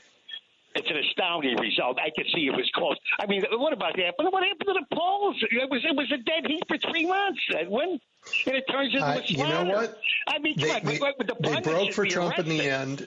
They broke for Trump when they stayed home. But the pundits should be arrested. They should be arrested for this one. I was wrong. Well, please don't arrest me. I was wrong. I thought on the morning of the election I was optimistic. And I was wrong. So was everybody. Yeah, I know you were wrong, but dead wrong. I mean, we're completely wrong. But what's interesting is they forgave this degenerate everything, Edwin. They forgave him everything. Our press forgave him everything. And it's the press was one of the biggest failures Edwin, please believe me, of the election. This guy never would have got near any candidacy 40 years ago. I guarantee it. I guarantee that. No. This is definitely engineered. The internet. We know that Charlie Kirk and the internet, and they put on the fake videos, and they bought it. and they bought it. We need Alfred Hitchcock in our next election. We got to see if he's got any people left and put some fake videos out. You know, make him into peeping toms or whatever we can do. But anyway, Edwin, thanks for taking my call. You have a good week. Thank you. Okay, Jeb. Take care. Paul, you're up. Well, the second burning of Rome is going to be interesting to watch, Edwin. And it's not going to take You'll long. Appreciate this. I pulled out some music, sat at my piano, and played through a Brahms horn trio because it begins with just this longing for something better. Brahms? Yeah. Yeah, I play Brahms too. That's actually kind of. I know that about you. The Brahms Opus 39, all the 16 waltzes. That was the one I played. That's fun. But anyway,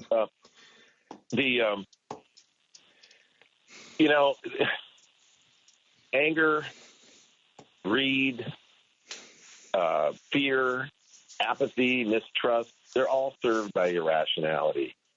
And that's what apparently the American people that's what they're looking for. That's what it's easier to sell anger and mistrust. These instruments, the lesser or darker instruments of our nature, than it is to sell optimism. And maybe that's why, they nailed the one to the cross, right? He was just too optimistic. People can't take that. And they do the same thing now. Don't you Christians out there think that you wouldn't do the same damn thing now? You absolutely would. And that's the point. That is the point. You do the same thing now. That's why he had to come. I mean, that's theoretically I'm saying, whether you believe it or not. That's the whole point, is that you would do, and then that's the point about original sin, supposedly. We'd all do the same thing as we originally did. So, the American people, they complain about inflation. Not one of them could tell you what it is. They couldn't tell you. Not let alone they couldn't tell you what the three kinds of inflation are. They couldn't tell you about market inflation versus currency inflation versus inflation caused by the shortage of, essential commodities like energy and water. They couldn't tell you that. Why? All they think is high prices are inflation. Well, the prices are about to go a lot higher. And I don't even know if they think about this. But, you say tariff. This is the whole Mexico's going to pay for the wall. They think that China's going to pay for the tariffs. No. And here's the other thing.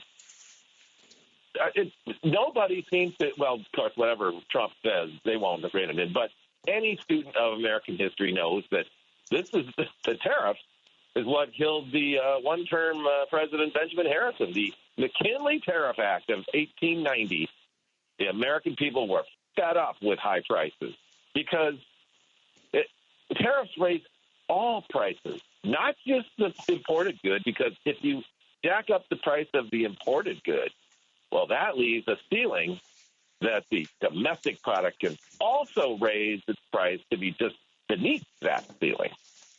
So everything goes up. It's just like these people, they just don't think. And so, you know what? There's a book by an author. Her name is Rebecca Costa. She used to have a program here on WCPT. It was called The Costa Report. She wrote a book in 2014 called The Watchman's Rattle. He's a sociobiologist, a student of Richard Dawkins. And that book talks about the irrationality of societies that have crashed in the past. That's what has caused that. And I emailed her the other day, and I said, so how did we get here? And she said, everything that I have outlined in that book has come to fruition.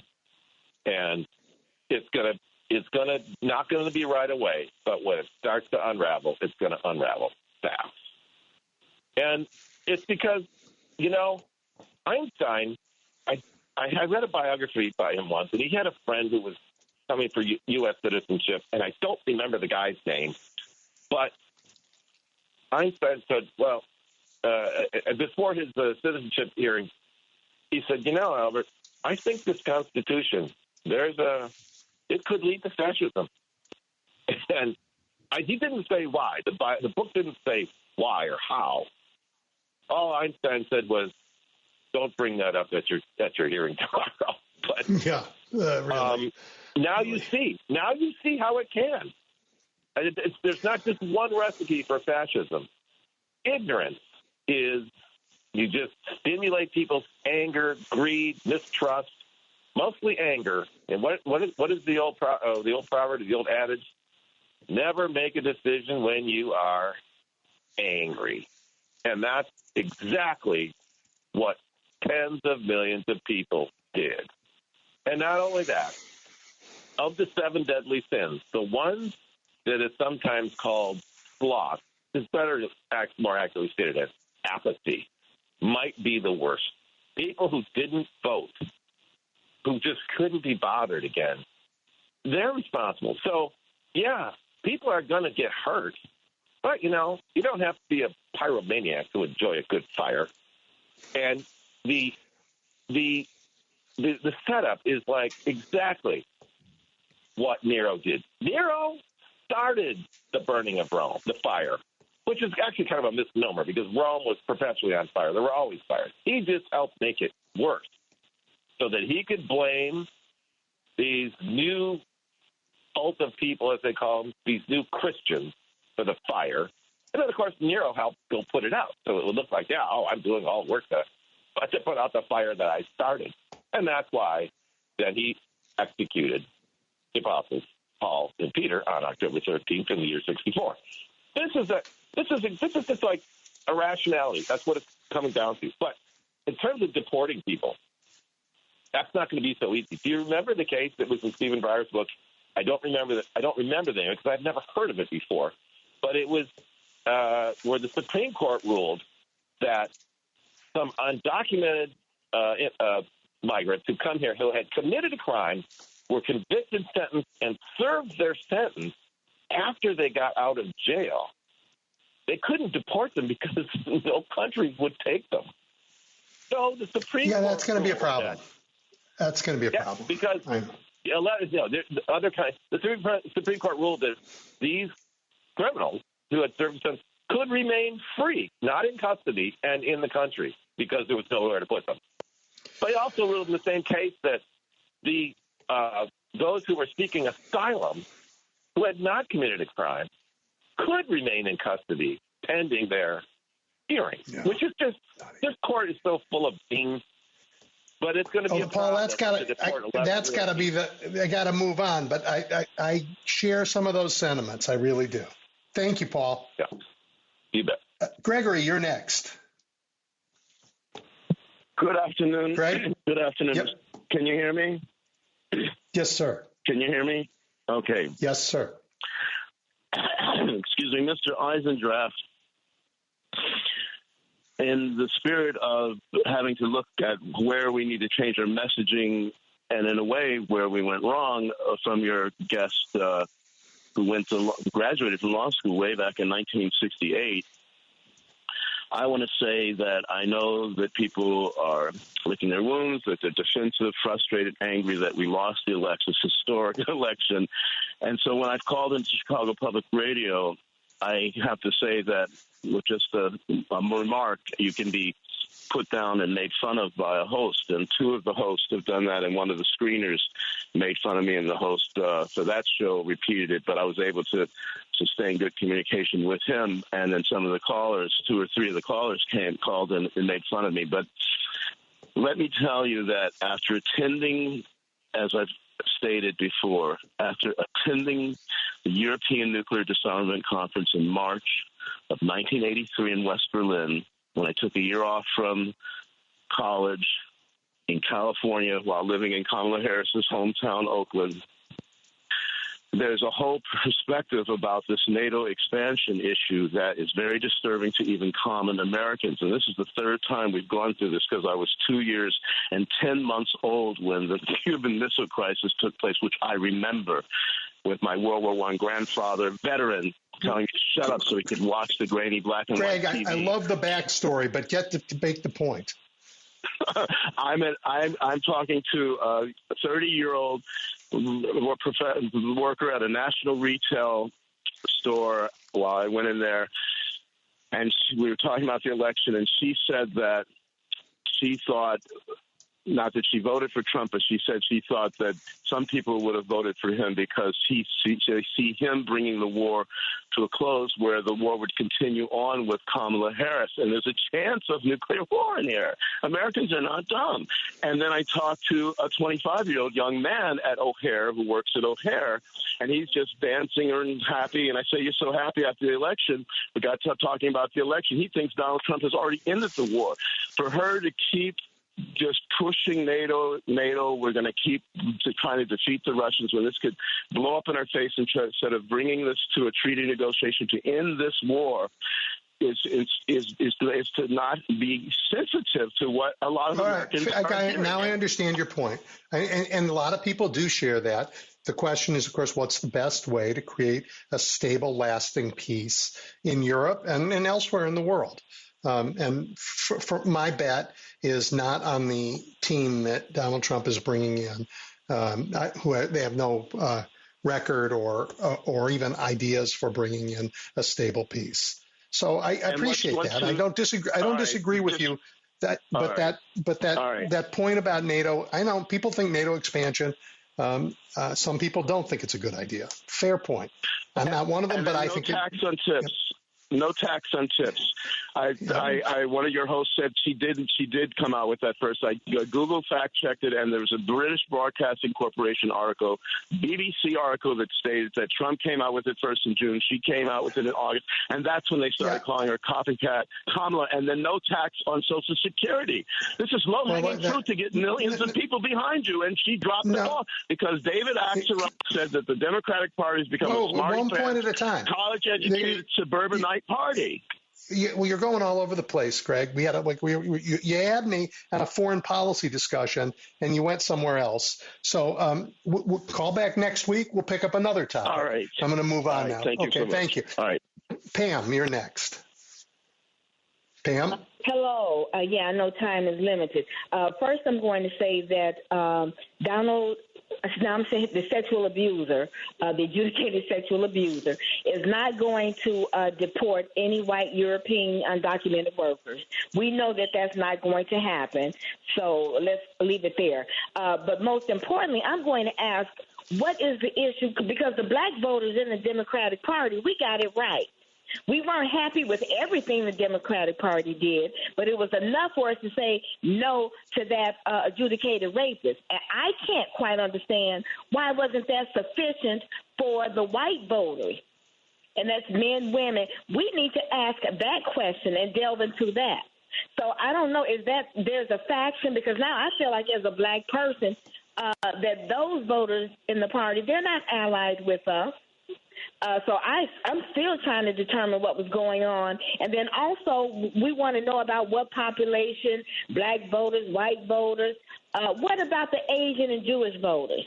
And then I will specifically ask that the fact that John Kelly said that this sexual abuser wanted Hitler-like generals, was that not offensive to the Jewish community? Because I didn't hear any deep... Can I just finish? I didn't hear any deep outcry about it. However, when Mayor Johnson here in Chicago had an issue with someone who made comments offensive to the Jewish community, I heard about that. So I'm just trying to get answers, what's offensive to people, what's not. I can help with some of that. Right. Donald Trump is a racist. Help with some of that. Why was that okay for so many white voters?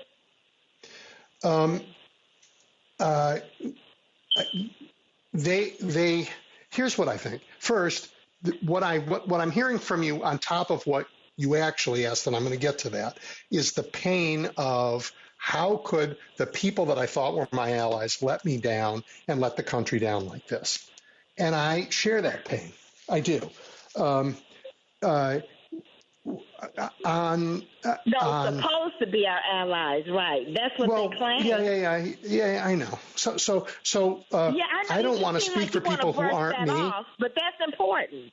No, I'm not brushing it off. I apologize. Right. I feel like the white community does not want to answer that question. White hosts on WCPT don't really want to delve into that. And that's what's upsetting me. Because when you agree that black people got it right, when you agree that black voters got it right. I totally agree. So I'm trying to find out. I'll hang up and listen. Thank you. No, you don't have to hang up because it's a conversation. It's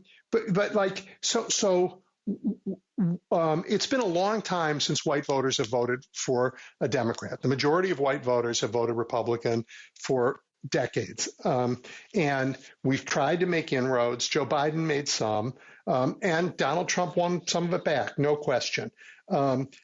Jewish voters voted overwhelmingly for Kamala Harris. I think about 80-20, I think was the figure I read. He voted for Kamala. There was plenty of outrage in the Jewish community about those Hitler comments, and people walked away from Donald Trump for that. This question of allies, it's very tough. It's very, very tough. Some looking back is required, but part of what losing badly to a bad guy like Donald Trump does is it makes us distrust each other so much so that we won't work together again. And if that happens, he will never lose. And those bad guys will never lose. So I really appreciate your question, and I really appreciate the hurt and the anger that's in the question, because you look around and you go, hey, my guy's got this right. Why didn't everybody else? I mean, and, some of it is lies. So many people who voted for Donald Trump simply don't believe he's an adjudicated rapist. They think that's a lie because that's what they were told time and time again by the media, by the big propaganda machine. They just don't believe it. I'm not sure that people said, it's a good idea to put a rapist in the White House. I think that's not what happened. I think they think they've been taught to think that everything we say is a lie. And that's a problem. Oh my gosh, I've run out of time. If you were waiting to get to call again next week. Pam, I hope that is some comfort. A lot of work to do. All right, guys, I'll talk to you next week. Thank you for spending your Saturday with me.